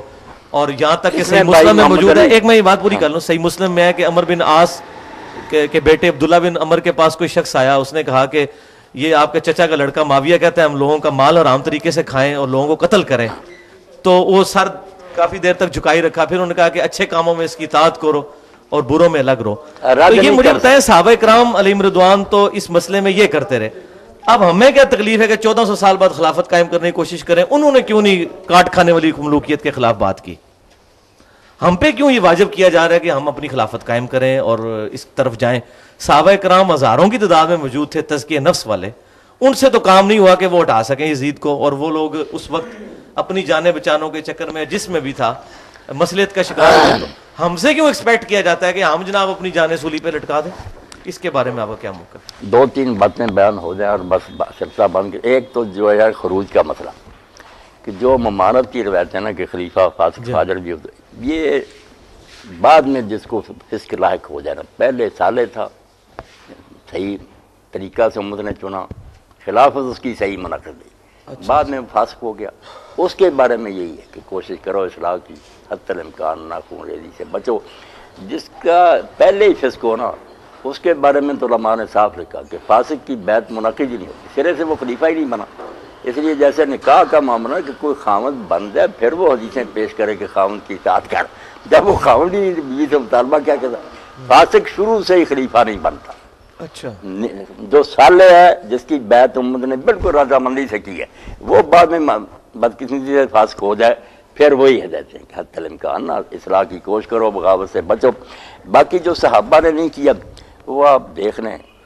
میں نے وہ جال ہمراہ میں لیکچر دیا، آپ نے سن ہی لیا ہوگا. میں نے کہا لوگ جو حضرت امام حسین کا شروع کرتے ہیں نا ولی یزید سے، بات نہیں واضح ہوتی. تاریخ میں یہ بڑا فریب ہوا ہے کہ لوگوں نے حضرت معاویہ کو چھپا لیا. پھر ہر وقت کہتا ہے یار جب سسٹم ٹھیک تھا تو یزید برا بھی تو پھر کیا ہوا. اگر 20 سالہ دور کو ہم دیکھیں نا کہ حضرت علی کی حکومت کے بعد اس نے کیا کیا، حضرت حسن کی دستبرداری. اور میں نے تو صلح حسن پر بھی خطبہ دیا کہ وہ کیا ہی آپ نے اس لیے تھا کہ اس نے جو ڈھونگ رچا لی نا حضرت عثمان رضی کے قصاص کا، اس سے امت میں بہت بڑے لوگ مغالطے کا شکار ہو گئے کہ باقی یار وہ چچا کا بیٹا خلیفہ مظلوم شہید ہوا، قصاص نہیں لیا گیا. آپ نے فری ہینڈ دے کہ اس کے چہرے سے نقاب پھر ہی اترے گا، پورا موقع دو. امت نے دیکھ لیا، نہ قصاص کسی نے پھر وہ مسئلہ اٹھایا، نہ قاتل کوئی اس پر کوئی عمل اٹھایا. اور بعد میں نماز، زکوٰۃ، حج جو عبادتیں ہیں نا ان کو بھی اصل حالت پر نہیں رہنے دیا.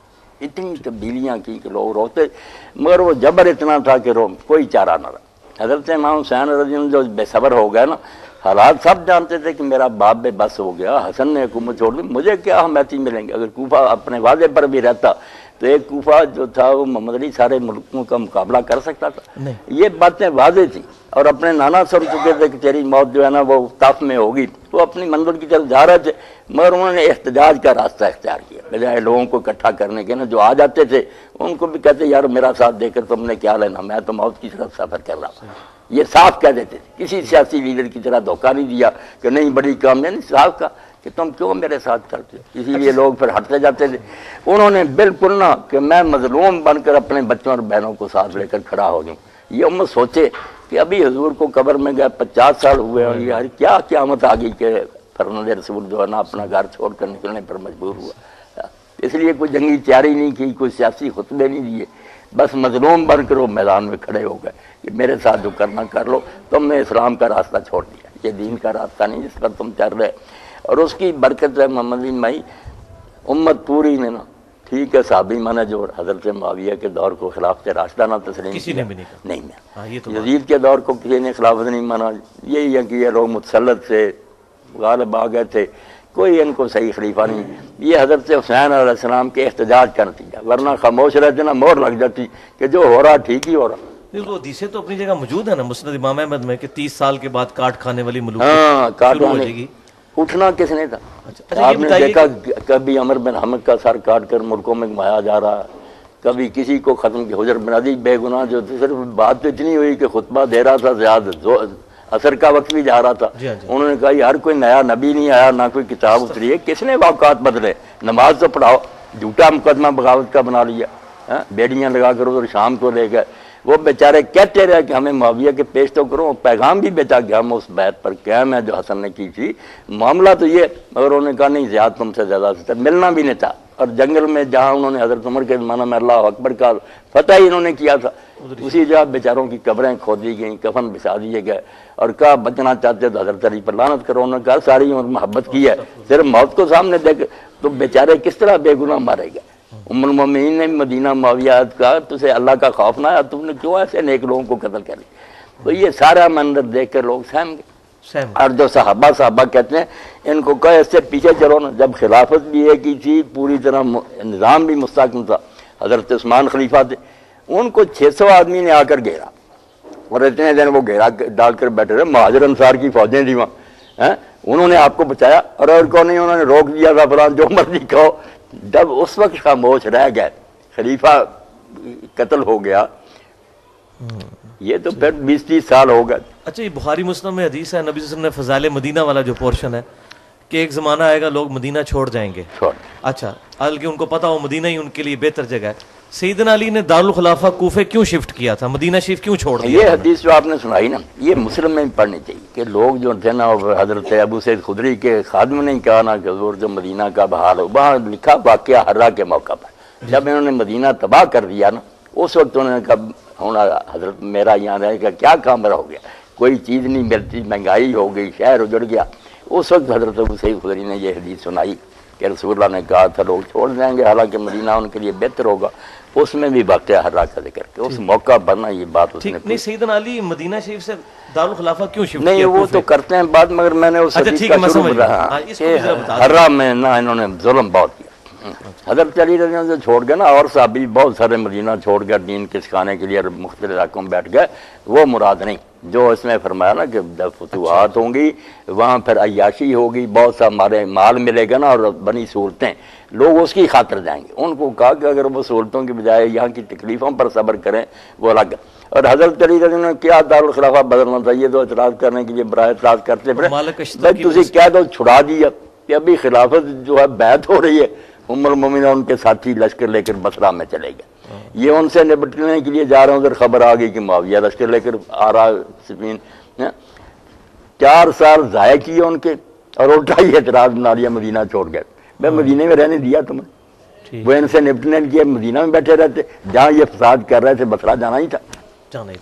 اچھا، یہ واقعہ حرہ کے بعد جو عبداللہ بن زبیر کے اوپر چڑھائی یہی مہینہ جو جمادی الاولیٰ آ رہا نا، اس کی 15 تاریخ تھی نا جب جنگ جمل میں حضرت علی نے فتح پائی، اور پھر حضرت سے پھر بھی ان کے دیکھیں نا بلند حوصلگی کیا، ام المومنین کو ایک مکان میں ٹھہرایا، خود گئے اور کہا اب بھی میرے دل میں تیرا احترام ہوئی جو پہلے تو رسول کی وہ بھی کرتی تھی، مگر میرے خلاف جو تم نے کیا اس کا کوئی حق تو نہیں، پھر وہ بھی روتی تھی کہ مجھ سے غلط کام ہوا۔ عبداللہ بن زبیر پہ جو حملہ کیا گیا تھا واقعہ حرہ کے بعد، مکہ شریف پر بیت اللہ جلا دیا انہوں نے، بیت اللہ جلا۔ اچھا، عبداللہ بن زبیر کے بارے میں اہل سنت میں تو بڑی رسپیکٹ پائی جاتی ہے، صحابی ہیں سب کچھ، لیکن میں نے اہل شیعہ کی جو میتھولوجی ہے اس میں عبداللہ بن زبیر کو انہوں نے بڑی نٹوریس پرسنالٹی کے طور پہ پیش کیا ہے، ایک دنیا پرست قسم کا، اور پھر زبیری خلیفہ اور اموی خلیفہ اس طرح کمپیریزن کروایا ہے۔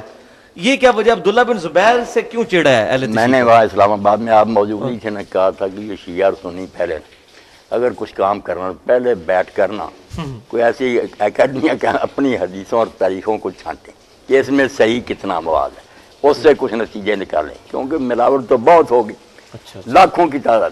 اب اس پر جو ہے نا صحیح تاریخ طبری آئی ہے، وہ 2 محققوں نے اس پر کام کیا، بڑا اچھا صحیح روایتیں صحیح بہت، یہ اس بچے نے مجھے لا کر پہلی 2 جلدیں دی، خلافت راشدہ اور اس کے بعد نا خلافت عمریہ تک کیا، سب پر کام ہے، صحیح طبری الگ کر دی، اس میں حضرت عبداللہ بن زبیر پر جو چیپٹر لکھا تھا بہت صفحے، یہ ساری تہمتیں جو ہے نا وہ بخیل تھے، یہ تھا، صحیح روایتوں پر انحصار کر کے انہوں نے ثابت کیا کہ نہیں وہ بہت پایا آدمی، پڑھنی چاہیے صحیح تاریخ طبری۔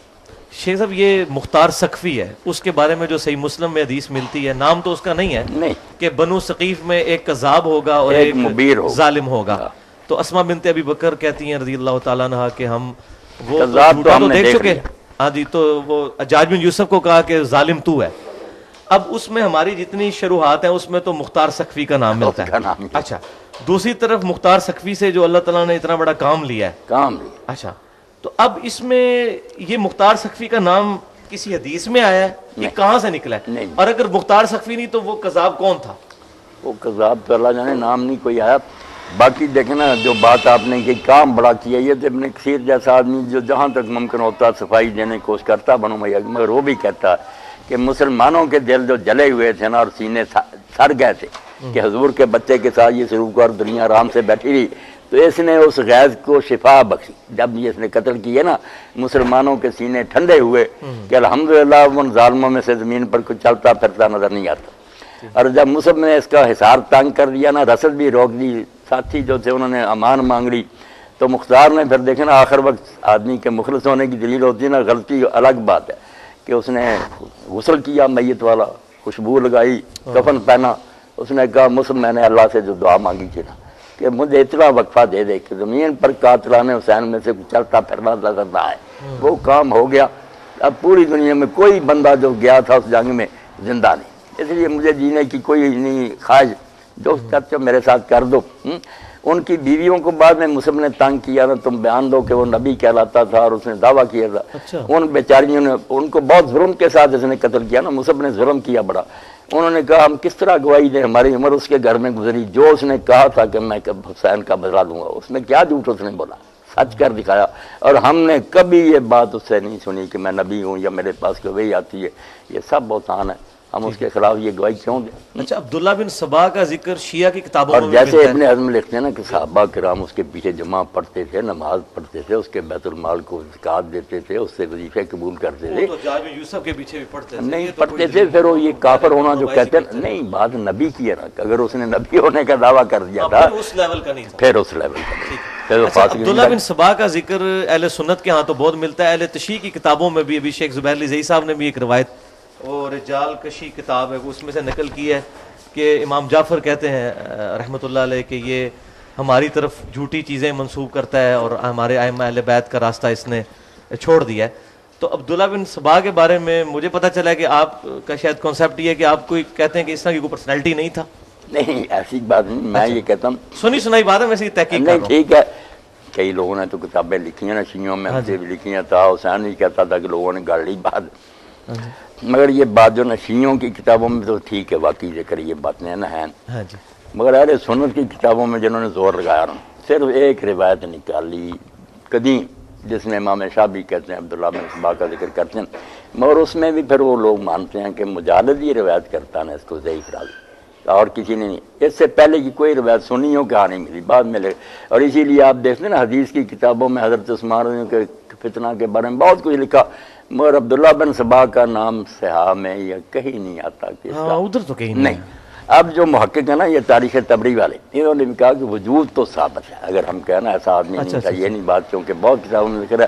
مگر جو یہ ہے نا کہ اس نے اس ہنگامے کو برپا کیا اور سارا اس کا رول تھا, یہ غلط ہے, اس کا کوئی دخل نہیں. یہ تو مروان کا سارا فتنہ ان کا اپنا ہی ہے.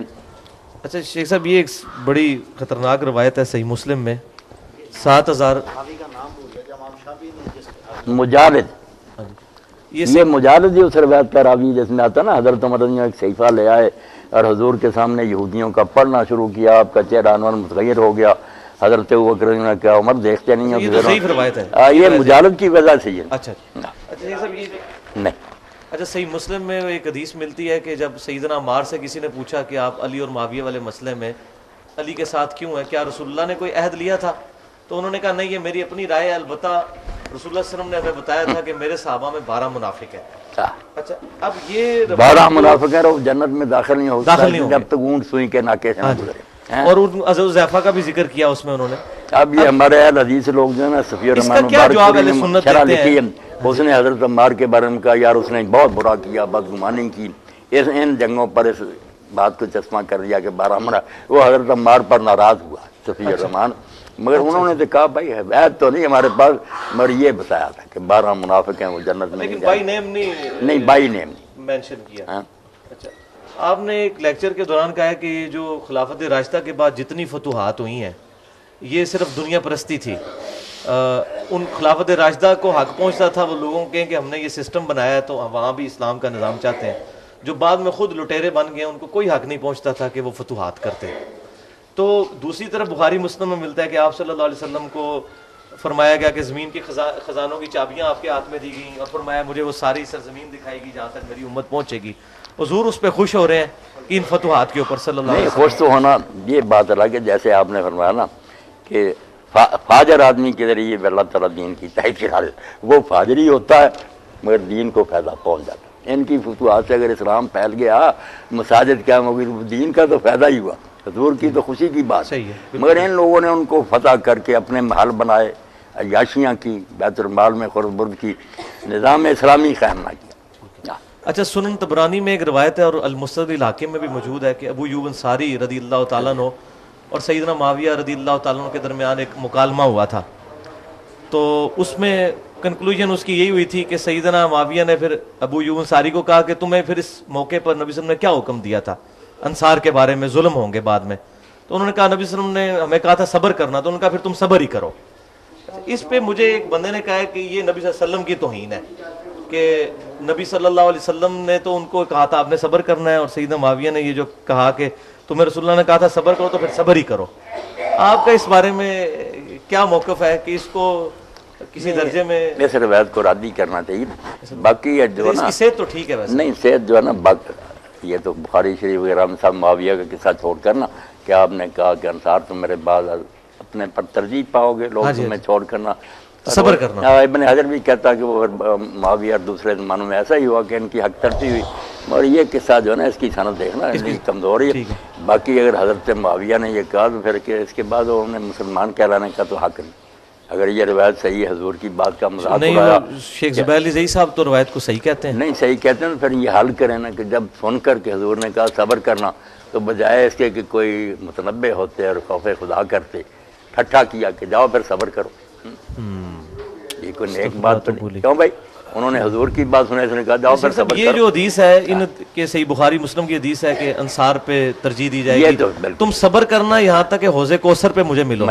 اور پھر بخاری مسلم میں یہ کہ میرے حوض کوثر پہ کچھ میرے اصحاب آئیں گے اور میں کہوں گا اصحابی اصحابی. بالکل. اچھا اب یہ ڈاکٹر طاہر القادری صاحب نے بھی یہ روایت بیان کی ہے اور وہ اس کی تعویل کر گئے ہیں کہ اس سے مراد صحابہ نہیں، اس سے مراد ہے نبی صلی اللہ علیہ وسلم کے امتی، حالانکہ وہاں تو واضح موجود ہے.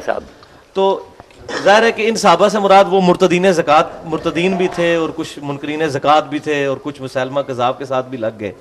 تو صحابی کی تعریف آپ کی نظر میں کیا ہے؟ ہم تو یہ سمجھتے ہیں جس نے ایک دفعہ بھی حضور کو دیکھ لیا، ہمیں یہی بتایا گیا بچپن سے، حالانکہ کئی ان میں سے ایسے ہیں جو بعد میں سیدنا ابوبکر کے خلاف بھی کھڑے ہو گئے. ہاں جی. تو صحابی کی تعریف اہل سنت کی کتابوں میں کیا ہے؟ صحابی کس کو کہا جائے گا؟ کچھ لوگوں نے تو دائرہ روایت کا وسیع کرنے کے لیے کہ حدیثیں بہت کٹی یہی کہہ دیا کہ دور سے بھی دیکھا نا ہاں جی ہاں جی وہ صحابی ہو گیا. بہت سے جو نا بڑے بڑے محقق سودی کو کہتے ہیں یار یہ صحبت جو نہیں، صحبت جو کہتے ہیں دیر تک آدمی ساتھ رہے، کچھ فائدہ اٹھائے، اس کی مجلس میں رہتے، وہ پھر شرطیں لگاتے ہیں کہ کوئی آپ کے ساتھ جہاد کیا ہو، کوئی دیر تک رہا. بات تو ان کی بدلی، صحبت تو اسی کی. اچھا یہ بتائیے کہ سیدنا طلحہ اور زبیر نے کیا سیدنا علی کی بیعت کر لی تھی؟ اب جب حیرت ہوتی ہے نا کہ یہ کہتے نہیں جو آپ کی زندگی میں اسلام لایا، بھائی جو آدمی اسلام لایا اور وہ آپ کی اونٹنی کی مہار پکڑ کر حجۃ الوداع میں کھڑا تھا اور اس پر حضور کی اونٹنی کا لعاب گر رہا تھا اور آپ کے خطبے کی آواز وہ پہنچاتا تھا، وہ حضرت عمر کے زمانے میں پھر مرتد ہو کر نصارہ کے پاس چلا گیا شام میں. اس لیے پھر علماء لکھتے ہیں کہ جو اس کو بھی اب صحابی میں درج کرتے ہیں انہیں یہ ارتداد کی اور بخاری مسلم ایک کاتب وحی کے بارے میں بھی وہی لاش ہی نہیں قبول کی اس کی زمین نے. اچھا یہ بتائیے سیدنا طلحہ اور زبیر نے کیا سیدنا علی کی بیعت کر لی تھی؟ بیعت کر. تو اگر بیعت کر لی تھی تو اچانک ان کا ذہن کیوں پھر گیا؟ کہتے ہیں کہ ان کے اوپر گردنوں پر تلواریں تھیں. ہاں جی. اگر ہم کہتے ہیں کہ یزید کی بیعت لوگوں نے ڈر کر یار صحابہ نے کی تو تم نہیں مانتے. ادھر طلحہ زبیر جو ہے اشرا مبشرہ وہ مانتے ہو کہ کہ میں نے تلوار کی وجہ سے انہیں کہا. طلحہ زبیر اگر ڈر کر کر سکتے ہیں تو پھر مان لو کہ بعد میں جنہوں نے یزید اور معاویہ کی بیچاروں نے ڈر کر کی. حالانکہ تلوار والی بات بالکل الگ ہے، انہوں نے اپنی خوشی سے بیعت کی تھی. حضرت علی کہتے رہے تھے کہ تم میں سے جو بننا چاہتا بن جائے، میں اسی طرح مانوں گا جس طرح پہلے، مگر انہوں نے کہا نہیں حالات ایسے ہیں آپ کے سوا کوئی نہیں سنبھال سکتا. مگر پھر بس کسی آپ نے دو سوال ہی ہیں اس میں کہ ایک تو سیدنا معاویہ پہ یہ تہمت لگائی گئی ہے کہ انہوں نے حضرت عائشہ کو معاذ اللہ شہید کروایا. جھوٹی بات، کوئی کنواں نہیں کھودا، نہ اس میں گری ہیں نہ اس میں دفن، بالکل اپنی موت فوت ہوئی ہیں. اور ان کا جنازہ جو تھا نا اس دن کی میں اگر سوئی گرائی جائے نا نیچے نہیں گرتی. بے شمار دنیا کے ابو ہریرہ رضی اللہ عنہ روتے تھے، انہوں نے نماز جنازہ پڑھائی. غلط بات غلطی ہے، اور یہ بہت بعد میں حبیب السیر وغیرہ جھوٹی کتابیں ہیں. شیعہ کی بھی پہلی کتابوں میں کوئی نہیں ایسی باتیں. عبداللہ بن عباس رضی اللہ تعالیٰ عنہ کا پھر کیا سٹیٹس ہوا ہے حضرت حسن کی صلح کے بعد؟ کیونکہ وہ بڑا عرصہ زندہ رہے ہیں، ان کا کہیں ذکر نہیں ملتا. وہ انہوں نے پھر کیا خلافت کے کاموں میں وہ حصہ لیتے تھے، کسی کے ساتھ اٹیچ رہے ہیں؟ اتنے جید صحابی تھے.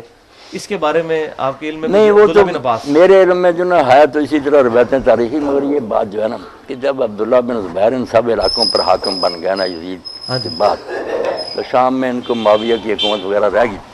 تو عبداللہ بن زبیر رضی اللہ کے بارے میں آتا نا، پھر انسان آخر حسد میں آ جاتا نا، آدم کے پہلے بیٹوں میں ہو گیا. ان کا ذکر آتا کہ ایک آدمی آیا تو اس نے کہا ابن زبیر اب لوگوں کو تیری ضرورت نہیں رہی، دو ہی چیزیں ہوتی ہیں علم یا مال. عبید اللہ کے دروازے سے لوگ کھانے کھا رہے ہیں عبداللہ کے پاس علم سیکھ رہا ہے، عباس کے دونوں بیٹوں نے یہ کام سنبھال لیا، تو نام ہی رہے تو تیرے نہ ہونے سے کیا فرق۔ ان کے دل میں نہ کچھ اس بات سے نہ حسد پیدا ہو گیا، انہوں نے پھر حکم بھیجا کہ تم دونوں نے شہر چھوڑ دو۔ تو حضرت عبداللہ بن عباس نے کہا کہ ابن زبیر کون سی بات غلط ہے، لوگ مجھ سے علم سیکھتے علم چھوڑ دوں یا یہ خیرات کرتا عبید اللہ، ان میں سے برا کام کو انہوں نے کہا میں نہیں جانتا۔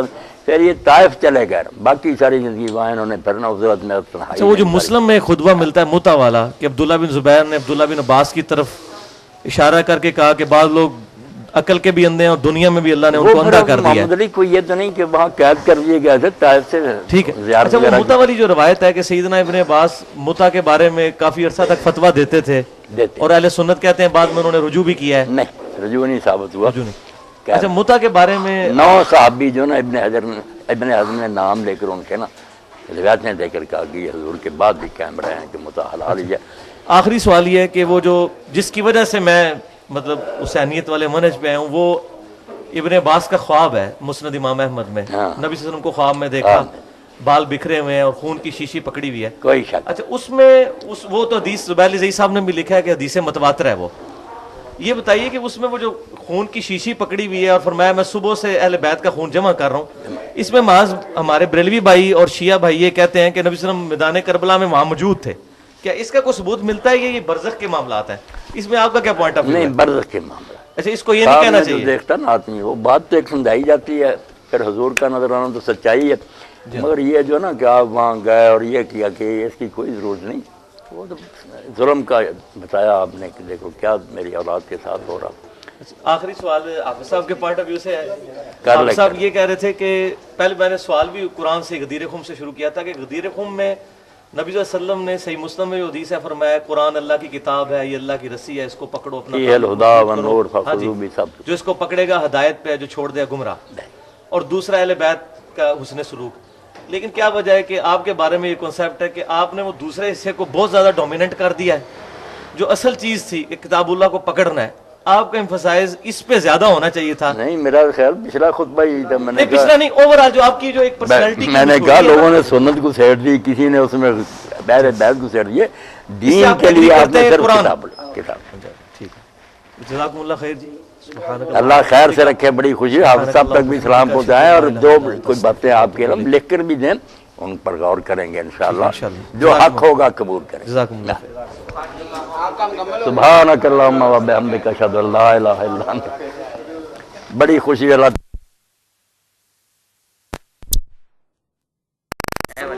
حمید بن عبد الرحمن سے روایت ہے کہ حضرت عمر بن الخطاب اور حضرت عثمان بن عفان رضی اللہ عنہ نماز پڑھتے تھے مغرب کی رمضان میں، جب سیاہی ہوتی تھی پشان کی طرف، پھر بعد نماز کے روزہ کھولتے تھے۔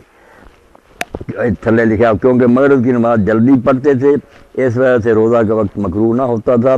ابن ابی شیبہ نے انس رضی اللہ عنہ سے روایت کیا کہ میں نے کبھی نہیں دیکھا رسول اللہ صلی اللہ علیہ وسلم کو نماز پڑھتے مغرب کی قبل افطار کے، اگرچہ ایک ہی گھونٹ پانی کا۔ پس پیروی رسول اللہ کی مقدم ہے حضرت عمر حضرت عثمان کی پیروی سے، اور شاید یہ فعل ان کا کسی عذر کے سبب سے۔ اے پائی امین چپ کرنا، یہ میرے پائی نے روایت بخاری موتا جی بھئی حضرت عمر اور حضرت عثمان رضی اللہ عنہ یہ مغرب کی نماز پڑھ لیں دے سی جدوں سورج ڈب جاتا سی، رمضان دے روزہ نہیں سی کھول دی، روزہ نماز تو بعد کھول دے سی، اور یہ معاملہ رمضان شریف اے موتا جی روایت یہ بارے سے پوچھ دے تھے مولانا عبدالبھائی انہوں نے جان چھڑائی کہ رسول اللہ کھول لیں دے سی، اس تو اصلی تو ہی طریقہ یہ کسی عذر تو ہوگا، مگر اصلی گل ہے بھی پاوے محتاج لکھی نا یہ روایت نہیں صحیح، کیونکہ جڑا حمید بن عبد الرحمان ہے نا یہ نے زمانہ نہیں پایا نہ حضرت عمر دا نہ حضرت عثمان، یہ وقت دا بندہ نہیں نا، انہیں دسیا نہیں سورس، انہوں یہ گل کنے سنائی جدوں کہ بعد پیدا ہوا، اس تو تمہیں حوالہ پھر کسی لکھا دیں گے، علماء نے پھر لکھ دا بے روایت جڑی نا منقطع ہے، یہ جی ٹوٹ جاندی نا تار تو پھر کرنٹ نہیں آتا، یہ جا سلسلہ خراب ہے۔ یہ حمید بن عبد الرحمان نا وقت دا بندہ نہیں دس سکیا بھی کیسے دسی گئے، یہ چاہ گل ہوں ویسے ہوں جا لوگ آئے مکروہ ہو جاتا روزہ، یہ انہوں کی بھی جہالت ہے، مکروہ مکرا کوئی نہیں ہوں، سمے لوے بھی سورج غروب ہونے تو بعد روزہ نہیں رہا، کھاوے پیوے بشک جدو پاوے ساری رات بھی نہ کھاوے، جدوں نے من لیا نا کہ روزے کا ٹائم ختم ہو گیا، روزہ کھل گیا، کھان پینا نہیں کھلتا، یہ مننا کھلتا بھی ہوں میں روزے چ نہیں، اس باروں نبی علیہ السلام نے جیت تک بھی فرمایا اب جی تھی زیادہ محنت کرنی چاہتے جے نا صحیح بخاری چاہتے سحر تو سحر تک روزہ رکھ لیا کرو شام نو کھا لو ہی نہ کچھ کھاؤ پیو سحر نو کھا لو مڑ کے سحر نو جا کھاؤ رات ہی روزے گزارو پھل ہی واصل سر زیادہ اگر کوئی محنت کرنا چاہتا تو اس طرح عبادت کر مکروہ کوئی نہیں ہوں ویسے کھول لینا جڑا ٹھیک ہے راوی نہیں ہے ٹھیک وقت دا نہیں ہے ہاں حمید بن عبد الرحمان جڑا اس پاروں منقطع ہوندے ہاں جی بسم اللہ الرحمن الرحیم. اچھا شیخ صاحب یہ سوال تھا کہ آپ اتحاد امت کی بات کرتے ہیں اور اس کی طرف ترغیب دلاتے ہیں لیکن مسئلہ یہ ہے کہ اتحاد امت کے لیے جو مرکزی چیز ہے جو ہمارے لیے بائنڈنگ فورس ہے وہ تو ہے قرآن وَاعْتَصِمُوا بِحَبْلِ اللَّهِ جَمِيعًا وَلَا تَفَرَّقُوا اور غدیر خم پہ بھی نبی صلی اللہ علیہ وسلم نے قرآن پکڑنے کا حکم فرمایا جی غدیر خم پہ بھی قرآن اور صحیح مسلم میں ہے کہ حجۃ الوداع پہ بھی قرآن قرآن قرآن اب مسئلہ یہ ہے کہ جو لوگ قرآن میں بیان کردہ عقیدہ توحید خصوصاً جو پہلی چیز ہے تمام انبیاء کی دعوت ہاں جی جو عقیدہ توحید کے معاملے میں ہی ڈاؤٹ فل ہیں اور انہوں نے یہ سمجھ لیا ہے کہ اللہ تبارک و تعالیٰ نے معاذ اللہ اب یہ سارا کچھ بنا کے نظام اولیاء اللہ کے حوالے کر دیا ہے یا اہل بیت کے حوالے کر دیا ہے یا صوفیاء کے حوالے اب ان کے ساتھ ہم باقی فروعی مسائل کے اوپر کس طرح اتفاق کر لیں جب منڈ جو ہے اس کی اوریجن جو ہے توحید وہی موجود نہیں ہے توحید کی بات کریں تو کوئی کہتا ہے یہ اولیاء کے گستاخ ہیں کوئی کہتے ہیں یہ اہل بیت کے گستاخ ہیں تو میرا خیال ہے اس کے اوپر تھوڑا سا ایمفسائز کرنے کی ضرورت ہے اس پہ آپ کیا کہیں گے توحید کے حوالے نہیں توحید پر بڑا زور دیتا ہوں توحید میں خلل آ گیا تو پھر رہا کیا مگر اس کی وجہ سے جو ہے نا کہ جو لوگ اس بارے میں کچھ پھسل گئے ہیں ان کو اہل علم لوگوں نے دھوکہ دیا کہ یہ توسل ہے استشفاء ہے نیک لوگوں کا وسیلہ ہم ڈھونڈتے ہیں حوالہ شفاء عند اللہ والی بات ان کو ایک دوسرے رنگ میں سمجھا دیا کہ ہم نیک لوگوں سے کچھ نہیں مانگتے نہ وہ دیتے ہیں صرف اللہ کے ہاں سفارش کرتے ہیں ایسی باتیں بنا کر نا انہوں نے لوگوں کو چکر میں ڈال دیا ٹھیک ہے تو اس وجہ سے ہمیں رعایت دینی چاہیے بے خبری اور جہالت ہے نا دیکھیں نا رسولہ جب آئے تو شرک وہی تھا کفر مگر اس زمانے میں وہ کافر نہیں کہلائے جاہلیت کا دور کہلاتا نبی آ گیا سمجھا دیا اور وہ بھی بہت دیر بعد جب مسئلہ واضح ہو گیا پھر کافر کہا انہیں تو اس لیے یہ جو ہے نا کہ ہم انہیں کافر سیائیں اور ان سے نمازیں وغیرہ ختم کر دیں یہ نہیں ٹھیک ہے نمازیں بھی ان سے اسلامی تعلق بھی نکاح طلاق وغیرہ جنازے سب کرنے ان کی جہالت کو ختم کرنے کے لیے پوری کوشش کرنی ہے محبت پیار سے نا انہیں سمجھانا کہ یہ توحید کے خلاف باتیں اور انشاءاللہ وہ تاثیر پیدا ہوگی شریف لوگ مانیں گے مگر ہم برا کہیں یہ مشرک ہیں کافر کوئی فائدہ نہیں یہ بے خبری نہیں وہ ٹھیک ہے آپ کے سامنے نا کہ جس شخص نے سرے سے اللہ تعالیٰ کی قدرت کے بارے میں کہہ دیا کہ مجھے نا بڑے کام کرتا مرتے وقت اس نے کہا بیٹا میں کیسا تھا انہوں نے کہا آپ تو ہمارے بڑے اچھے باپ تھے کہا پھر میرے ساتھ نے ایک شروع کیا کہ مجھ سے کام نہیں اچھے ہوئے اگر میں اللہ کے قابو آ گیا نا لائن قدر اللہ لیا یہ اگر اللہ نے مجھ پر قدرت پاری نا میری جان کا چھٹکارا نہیں مجھے جلا دینا میری راکھ بھی ادھر ادھر بکھیر دینا اس کی سمجھ میں جاہل کی یہ آیا کہ اس طرح کرنے سے نا میں اللہ کے قابو نہیں آؤں یعنی صفت قدرت کا ہی اس نے انکار کر دیا کہ ایسا اگر میں کہہ دوں پھر نہیں اللہ قابو کر سکتا مگر اللہ نے زندہ کر لیا اور پوچھا یہ تم نے کیوں کیا اس نے کیا ڈر گیا تھا کیا باپ لیکن شیخ صاحب مسئلہ یہ یہی علماء نے ابن حجر وغیرہ لکھتے ہیں کہ اتنی بڑی بات کہ قدرت خدا کی کیا اس میں شک کیا کہ اگر میں راکھ بکھیر دوں پھر اس طرح بات سکتا وہ ٹھیک ہے بے خبر ہے قادر ہے اس بات پر لیکن یہ ایز اے رول نہیں لوگوں کو بتائی جا سکتی ہے بات میرے بھائی صدیاں ہو گئیں بڑے بڑے علماء نے کتابیں لے کر ان لوگوں کو بتایا کہ یہ چیزیں جائز اب دیکھیں نا دو آدمی ایک دور میں ہوئے دونوں کو نا ہم کہہ دیتے ہیں شیخ الاسلام ادھر ابن تیمیہ ادھر سبکی ہیں یہ کتابیں لکھتے ہیں اپنی جگہ توحید کی وہ ادھر شفاء استقامت اور دوسری لکھتے ہیں کہ نہیں یہ مدد مانگنا حضور سے جائز ہے قبر پاک کی زیارت کے لیے سفر جائز ہے دونوں کی ٹکر رہی مگر دونوں ایک دوسرے کا احترام یہ کرتے ابن تیمیہ کہتے تھے میں نے سبکی جیسا نہیں دیکھا اور شاید ماں نے بھی جناؤ وہ کہتا تھا میں نے اس جیسا نہیں دیکھا علم کا بھی احترام تھا مسئلوں میں ٹکر تھی تو آپ دینا رعایتیں ہیں کہ لوگ اگر غلطیوں میں پھنسے ہوئے نا تو غلطیوں سے ان کو نکالنا مگر محبت ان کی بھی سننا اگر کوئی مغالطہ بھائی لائے نا روایت تو میں کہتا نہیں پھینکو روایت موجود ہے معطا کیا انہوں نے راوی بتا دیا کہ اس بندے نے بتایا اب وہ راویوں کی کتابوں سے نکالیں گے کہ حمید بن عبد الرحمان جو حضرت عثمان اور عمر کے زمانے کا نہیں بعد کا آدمی اس کو بتانا چاہیے تھا نا کہ کس سے لیے اتنے روایت تو علم سے بات ہونی چاہیے نا، برا برا کہنے سے کوئی فائدہ نہیں۔ بالکل ٹھیک ہے، یہ تو ہم ایگری کرتے ہیں اس مسئلے میں، لیکن صحابہ کرام علیہم رضوان کا جو ایٹیچیوڈ تھا ایسے لوگوں کے بارے میں، جس طرح ہمیں کئی روایتوں میں ملتا ہے کہ اہل بدعت کو سلام نہیں کرتے تھے، اسی طریقے سے اہل بدعت کے اوپر سختی کرتے تھے، اسی طریقے سے سنن دارمی کے مقدمے میں کئی تابعین اور صحابہ کے بارے میں لکھا ہوا ہے اہل بدعت کے بارے میں کہ ان کا ایٹیچیوڈ کیا ہوتا تھا، ان چیزوں کو سامنے رکھا جائے۔ اسی طرح خیر سے رکھے اللہ پاک۔ اس طرح کی تھوڑی تھوڑی ڈھیل نے آج امت کو یہ دن دکھائے ہیں کہ آج یقین کریں مسجدوں میں انٹر ہوتے ہیں تو حیران ہو جاتے ہیں کہ وہ ہستیاں جنہوں نے توحید کی دعوت دی تھی ان کو اللہ تعالیٰ کے مقابلے پہ کھڑا کر دیا ہوا ہے۔ نہیں بالکل ان معاملوں میں نکل تو اہل عرب سے بھی آگے گیا ہے، یہ چلے گئے جو شرک وہ کرتے تھے نا اس سے زیادہ ہے۔ وہ تو سمندر میں کوئی اللہ کو یاد کر لیتے تھے، یہ تو سمندر میں بھی یا خواجہ معین الحق اسی طرح طاقت ہیں تو غرق ہوئے، مگر اس کا علاج کرنا اگر ٹی بی ہو گئی ہے تو ہم دعائی دیں کہ آپ کو ٹی بی کی کوئی فائدہ نہیں، ذہن میں رکھے علاج اس کا کرتے رہے، انشاءاللہ جس کی قسمت میں ہوگا وہ مان لے گا۔ ٹھیک ہے، علماء نے یہ باتیں الجھا دی نا، بڑے بڑے عالم ہیں پڑھے ہوئے، وہ کتاب میں لکھ لیتے ہیں کہ اس کا کوئی حرج نہیں، اللہ تعالیٰ نے اپنے بندوں کو یہ طاقتیں دی ہیں، ان چیزوں کو ثابت کرنا نہ کہ یہ روایتیں نہیں تھیں۔ مسئلہ یہ ہے کہ قرآن کدھر گیا؟ وقال الرسول یا ربی ان قوم اتخذوا هذا القرآن مہجورا، غدیر خم قرآن کی بات کر رہا ہے، حجۃ الوداع قرآن کی بات کر رہا ہے، نبی صلی اللہ علیہ وسلم کا وسیع قرآن ہے، اس کے بعد کوئی امت یہ کہے جی مجھے یہی نہیں پتا چلا کہ قرآن میں کیا لکھا ہوا تھا، ایاک نعبد و ایاک نستعین، مطلب اس کو نہیں سمجھ نہیں آتا۔ بس لوگوں نے پڑھ لیا نا وابتغوا الیہ الوسیلہ، اب اس کی تفسیر میں کئی لوگوں نے لکھ لیا کہ وسیلہ تفسیروں نے تو سارا ظلم ڈایا ہے۔ نہیں ظلم تو ڈایا مگر لفظ تو ہے نا کہ وسیلہ ڈھونڈو، اب لوگوں نے سمجھ لیا کہ لوگوں نے بتایا انہیں کہ یہ وسیلے ہی ہیں، نیک لوگ جو ہے ان کو پکڑ لو، ان کو مغالطوں سے نکالنا ہے نا میرے بھائی، برا بلا کہنے سے کوئی نتیجہ نہیں نکلے گا، نفرت ہوگی دور ہو جائیں گے۔ صحیح ہے، اگر علاج ہو سکتا تھا وہ بھی گیا، وہ ہم سے دور چلے گا، بالکل ٹھیک ہے، دور نہیں کرنا، قریب کر کے نا پھر دل میں صحیح۔ طے کر کے کہ یہ گمراہی میں بالکل پھنسے ٹھیک ہے۔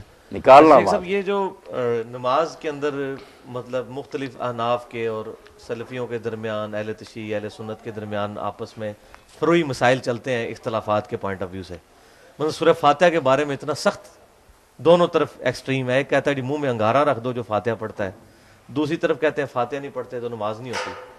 نماز وہ عمل ہے جو نبی صلی اللہ علیہ وسلم کو 5 دفعہ روزانہ صحابہ کرام نے دیکھا، کرتے لے اس میں تو عملی تواتر بھی موجود، کتابیں بھی موجود، اس کے باوجود اتنے بڑے لیول کا اختلاف کیوں آیا؟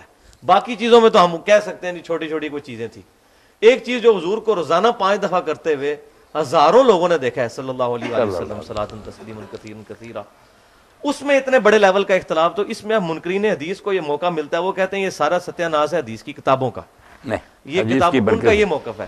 اچھا اب اس میں مجھے بتائیں اختلاف پھر کیوں آیا، ہم ان کو کیا حدیث جواب کی برکت سے نماز ایک، اگر حدیث نہ ہوتی پتہ نہیں کتنی نمازیں ہوتی۔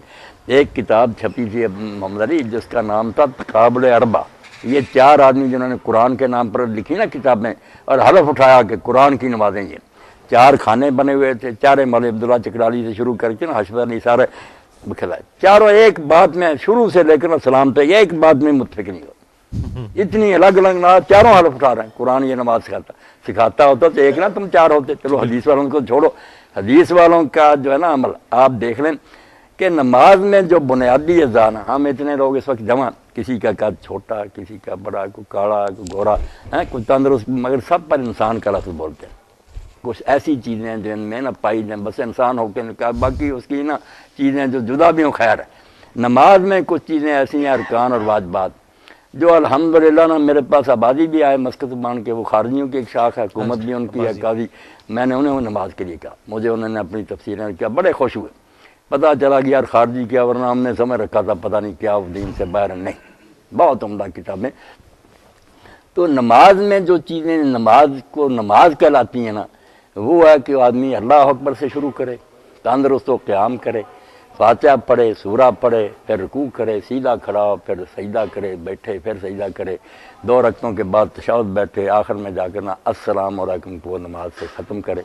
یہ آپ ساری دنیا میں گھوم جائیں، سب مسلمانوں کی نماز میں ایک، شیعہ کے بھی یہی ہے، اہل حنفیوں کی بھی، یہ ہے وہ اجزاء جو ارکان اور واجبات ہیں جن کے بغیر نماز نہیں، جو اس کے علاوہ ہیں وہ سنن اور مستحبات ہیں، جیسے سلاد وغیرہ کھانے کے ہو جائے اچھا نہ ہو جائے کوئی نہیں، وہ ساری ایسی بات جاہلوں کی چھوڑیں کہ فلاں کی نماز نہیں ہوتی۔ ابن تیمیہ کہتے ہیں یار لوگ فاتحہ پڑھتے پیچھے نہیں پڑھتے صحابہ میں، رفع دین کرتے بھی نہیں، کسی نے ایک دوسرے کو نہیں کہا کہ اس کی نماز نہیں۔ یہ پیدا جو ہوئے نا انہوں نے امت کو برباد کیا، کرتے بے شک الگ الگ مرہ رہتے، کیونکہ یہ سنن کا ہی معاملہ تھا، سنت ہوتی وہ کر لیں تو اچھا نام ہی کی جائے، اسی لیے حضور صلی اللہ علیہ وسلم کبھی کہہ دیتے تھے، بڑے بڑے چوٹی کہہ لو، حدیث علماء نے کہا کہ یہ رفع الیدین ان حیاتوں میں سے ہے جو گاہے پیغمبر کردہ و گاہے نہ کردہ، فاعل مصاب باشد و تارک غیر مرام، اگر کرے گا ثواب ہے، نہ کرے گا اس کو ملامت، اس درجے کے مسئلے تھے۔ جب بنا دیے نماز نہیں ہوتی، فساد ہو گیا۔ آپ دیکھیں کہ فرض اور واجب اس کی نماز میں ہیں، وہ ہیں تو جیسے انسانوں میں باقی چیزوں میں بہت فرق ہے، مگر پھر بھی انسان ہی بولتے ہیں، نماز ہی بولیں گے جب تک واجبات اور ارکان محفوظ ہیں۔ سنت و مستحب یہ جو ہم ہاتھ باندھتے ہیں، ہاتھ باندھنے والے دیکھ لیں، امام شافعی بھی کہتے ہیں کہ اگر لٹکا دے اور وقار سے کڑا رہے، حرکتیں نہ فضول کرے، فلا باس، کوئی حرج نہیں۔ اور مالک اور لیث بن سعد تو ویسے ہی قائل تھے کہ لٹکا کر پڑے، اور امام اوزاعی شام میں کہتے ہیں دونوں کی اجازت سے آدمی باندھ دے یا چھوڑ دے۔ یہ مسئلے تو زائد چیزوں کے کہ یہ ہو جائے ٹھیک ہے نا، یہ فرض واجب چیزیں نہیں تھیں، بے علم لوگوں نے بنا لیا نا کہ اس کے بغیر نماز نہیں، اس سے پھر فساد ہی ہونا تھا۔ فاتحہ کا آپ پڑھیں دیکھ لیں، جو علم والے لوگ ہیں وہ سب مانیں گے کہ 3 گروہ تھے اصحاب رسول میں، کچھ ہر حال میں پڑھتے تھے سری جہری میں، ان کے بھی آگ نہیں پڑھنی، بکواس کرتے ہیں، عبادہ بن سامت، ابو ہریرہ یا حضرت عمر کے پڑھنی، اور جو کہتے ہیں نہیں پڑھتا نماز نہیں، بھائی مسلم خود لکھتے ہیں کہ حضرت زید بن ثابت جو کاتب وحی تھے وہ کسی نماز میں بھی امام کے ساتھ قرآن نہیں پڑھتے، اور آپ خواب جو امام ترمذی لکھتے ہیں کہ اصحاب رسول میں وہ بھی تھے جو پڑھتے تھے، نہیں پڑھتے۔ اور امام احمد بن حنبل کا جو حوالہ دیا، انہوں نے کہا یار حضرت جابر سے زیادہ کچھ جانتا صحابی رسول سے کہ حدیث کا کیا معنی۔ انہوں نے لا صلاۃ کا بھی بیان کر دیا کہ جس نے کسی رکعت میں فاتحہ نہیں پڑھی اس کی نماز نہیں، مگر ساتھ ہی کہا اللہ یکون وراء الامام، ہاں اگر وہ امام کے پیچھے ہو پھر یہ قانون ہے۔ وہ کہتے صحابی کو ضرورت کیسے ہوئی، اگر اس نے اپنی طرف سے یہ استدعا کیا، دین برباد کیا کہ جب نماز نہیں ہوتی کیوں کہا اس نے کہ میں امام کے پیچھے ہو جاتی ہے۔ اور اس کو حسن صحیح کہا، امام احمد بن حنبل کہتے ہیں یار اس سے صحابی سے بڑھ کر کوئی حدیث کو جانتا، اس لیے اکیلا پڑھے گا یا امام پڑھے گا اور فاتحہ نہ پڑھے اس کی نماز نہیں، اللہ یکون وراء الامام، ٹھیک۔ اور زیادہ اکثریت تو آپ جانتے ہیں نا کہ سری میں پڑھ لیتے تھے فاتحہ بھی، اور جہری میں جو ہاں سورت بھی پڑھتے اور جہری میں خاموش رہتے، تو پتہ چلا یہ ساری چیزیں ٹھیک ہی تھی، نماز کا کوئی نہیں بگڑتا۔ ترجیح دے سکتے ہیں آپ کا، میرے خیال میں یہ زیادہ بہتر کر لیں۔ بالکل ٹھیک ہے، ترجیح تو دیتے ہیں، لیکن مسئلہ یہ ہے کہ اسی طریقے سے سنتیں چھوٹتی چھوٹتی ابھی تک یہ حالت یہاں پہنچی ہے۔ آپ یہ کہہ رہے ہیں کہ نہیں، چھوٹتے چھوٹے حالت نہیں پہنچی، سنتوں پر زور دینے سے پہنچی، اچھا کہ سنت کو فرض بنا دیا۔ نہیں، فرض تو کوئی بھی نہیں کہتا، زبان سے نہیں کہتے، عملاً بنایا ہوا، عملاً بنایا ہوا، ظاہر ہے وہ اختلافی مسائل پھر اس قدر ادھر ہمارے زور دے دیا۔ اگر یہی کہتے رہے کر لو ٹھیک ہے، نہ بھی کرو پھر بھی فساد کیوں ہوتا۔ اچھا، وہ مصنف ابن ابی شیبہ میں ایک روایت ملتی ہے کہ سیدنا ابن عمر رضی اللہ تعالیٰ عنہ جو رفع الیدین نہیں کرتا تھا نماز میں، کنکریاں مارتے، یہ بات ٹھیک ہے؟ ہاں ٹھیک۔ تو مسئلہ ہے کہ ابن عمر بھی بڑے متبع سنت تھے، بڑے بڑے، ہاں جی، تو وہ اتنی نہیں وہ توجہ دلانے کے لیے کہ بہتر تو یہی کہ رفع الیدین کیا ہے، وہ میں بھی کہتا ہوں جیسے شاہ ولی اللہ والذی یرفع حب الی من لا یرفع لأن احادیث رفع اکثر واسمت۔ لیکن ادھر تو ظلم یہ ہو گیا ہے کہ جو لوگ کر رہے ہیں نا ان کو تختہ مشق بنایا ہوا ہے نہ کرنے والوں نے، جن کی اپنی ایک حدیث جو کہ اصول محدثین پہ وہ بھی صحیح نہیں ہے، کوئی روایت صحیح ثابت نہیں۔ ان کا ظلم یہ ہے کہ وہ، اور جو کرنے والے نے انہوں کا کرنا تو اچھا، مگر جس طرح کرتے ہیں نا رفع الیدین، وہ تو خیر غلط ہے، انہوں نے بھی محمد علی بھائی بدنام کر اب یہ کوئی رفع الیدین ہے؟ یہ یہی کہنا کہ مکھیاں اڑا رہے ہیں، کیوں بھائی آپ بتائیں۔ ہاں میں آپ کو بتا دیں یہاں ایسے لوگ ہیں، میں نے ایک دن محمد علی بھائی اس پر خطبہ نہیں کیا، نہ رفع الیدین، مگر جب اس کا فلسفہ کبھی کبھی بیان کر دیتا ہوں کہ آپ جب اللہ کی طرف دونوں ہاتھ اٹھا دیتے ہیں تو وہ بالکل اپنی نفی ہے کہ میرے پلے کچھ نہیں تیرے۔ کتنے دیوبندی کٹڑ مقلد تھے، مگر آپ جو کرتے ہیں نا اتنا اچھا رفع الیدین کرتے ہیں، میں بھی حیران ہوتا ہوں۔ میں نے نہیں کہا انہیں، وہ خود ہی لگ گئے۔ ایک سوال میں بھی کر لوں کہ یہ جو آپ فرماتے ہیں کہ تمام فرق جو ہیں اپنی حدیث کی کتابوں کو چھان پھٹک کر لیں اور تاکہ ہم آہنگی پیدا ہو جائے، اس کا کیا طریقہ، علمی کیا طریقہ آپ کے ذہن میں آتا ہے؟ ہر گروہ میں ماشاءاللہ نا ایسے لوگ اب بھی موجود ہیں، شیعہ سنی دوسرے سب ہیں کہ اللہ نے انہیں علم بھی دیا، رجال کے ماہر بھی ہیں، مختلف موقعوں پر وہ اظہار بھی کر دیتے ہیں۔ اب کافی ہے نا، وہ حماسہ میں لکھتے ہیں سید مرتضیٰ مطہری کہ افسوس ہے کہ کافی میں بھی یہ روایت آ گئی کہ امام حسین علیہ السلام کی لاش پر ایک آ کر شیر بیٹھ گیا، اور لوگ جب گئے آپ کا سر کاٹنے کے لیے تو شیر ہرایا، تو پھر انہوں نے کہا دیا یار نہ چھیڑو، یہ ایک مصیبت ہے، گلے پڑ جائے گی۔ وہ کہتے ہیں یہ بھی اتنی بڑی ہماری کتاب میں ایک جھوٹی روایت لگی، کون سا؟ اور کئی لوگ پھر یامین بھائی اتنا دور چلے گئے ذاکر کہ وہ شیر خود حضرت علی تھے، شیر کی شکل میں آتے تھے، وہاں بیٹھتے تھے۔ اب کیا کریں، ان روایتوں نے یہ امت روایات میں کھو گئی، حقیقت خرافات میں کھو گئی۔ حالانکہ خود علامہ محدثی کہتے ہیں کہ یہ روایت جو ہے نا ضعیف ہے، مگر کتابوں سے الگ کر کے شائع کریں کہ اتنا مواد صحیح کٹھی کر لیں، تقریباً ایک ہی بات ہے، یہ ان ضعیفوں نے فساد ڈالا ہوا۔ اچھا یہ کچھ بزرگ جن کو آپ رحمۃ اللہ علیہ کہتے ہیں، رحمۃ اللہ علیہ ہاں جی کہتے ہیں، اب مسئلہ یہ ہے کہ جب ہم تک ان کی کچھ باتیں ایسی پہنچتی ہیں جن میں عقائد کی خرابیاں مجھئی ہیں، تو اس میں یہ ہم جو ان کے لیے دعائیہ کلمات کہتے ہیں، اس کی کیا شرعی حیثیت ہے؟ نہیں تو کل کو کوئی یزید کو بھی امام غزالی کی طرح رحمۃ اللہ علیہ کہے گا؟ یزید بیچارہ جو ہے نا، یزید کو نیک نہیں، اس کی بات کو بھی غلط بیان کر دیا لوگوں، نیک بالکل نہیں کہا۔ امام علیہ السلام کا خطبہ بھی نقل کیا کہ لوگوں تم دیکھتے ہو حق پر عمل نہیں ہو رہا، لوگوں نے حرام کو حلال کیا لیا، بیت المال لوٹ رہے ہیں، سارا تقریر لکھی۔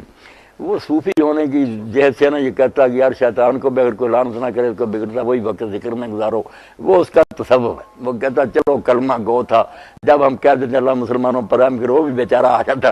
یہ اس کی نا درویشی کی بات ہے، نیک نہیں کہا، بالکل وہ جانتا کہ فاسق فاجری ہے، لوگ غلط بات بیان کرتے۔ یہ ایک الگ بات ہے کہ لکھا ہے کہ ذکر حسین بھی حرام ہے، صحابہ کرام کی توہین ہو جاتی ہے۔ وہ تو پھر ابن حجر مکی بھی لکھتا ہے ان لوگوں کے دلوں میں چور ہے نا۔ میں کہتا ہوں یار یہ اعتراف جرم ہی ہے نا، اگر صحابہ کا قصور نہیں تو آپ کو کیا ڈر ہے؟ آپ مسئلہ لائیں میدان میں، ان کو بری کریں، اور اگر قصور کو نظر آتا ہے تو پھر چھپانے کا کوئی فائدہ؟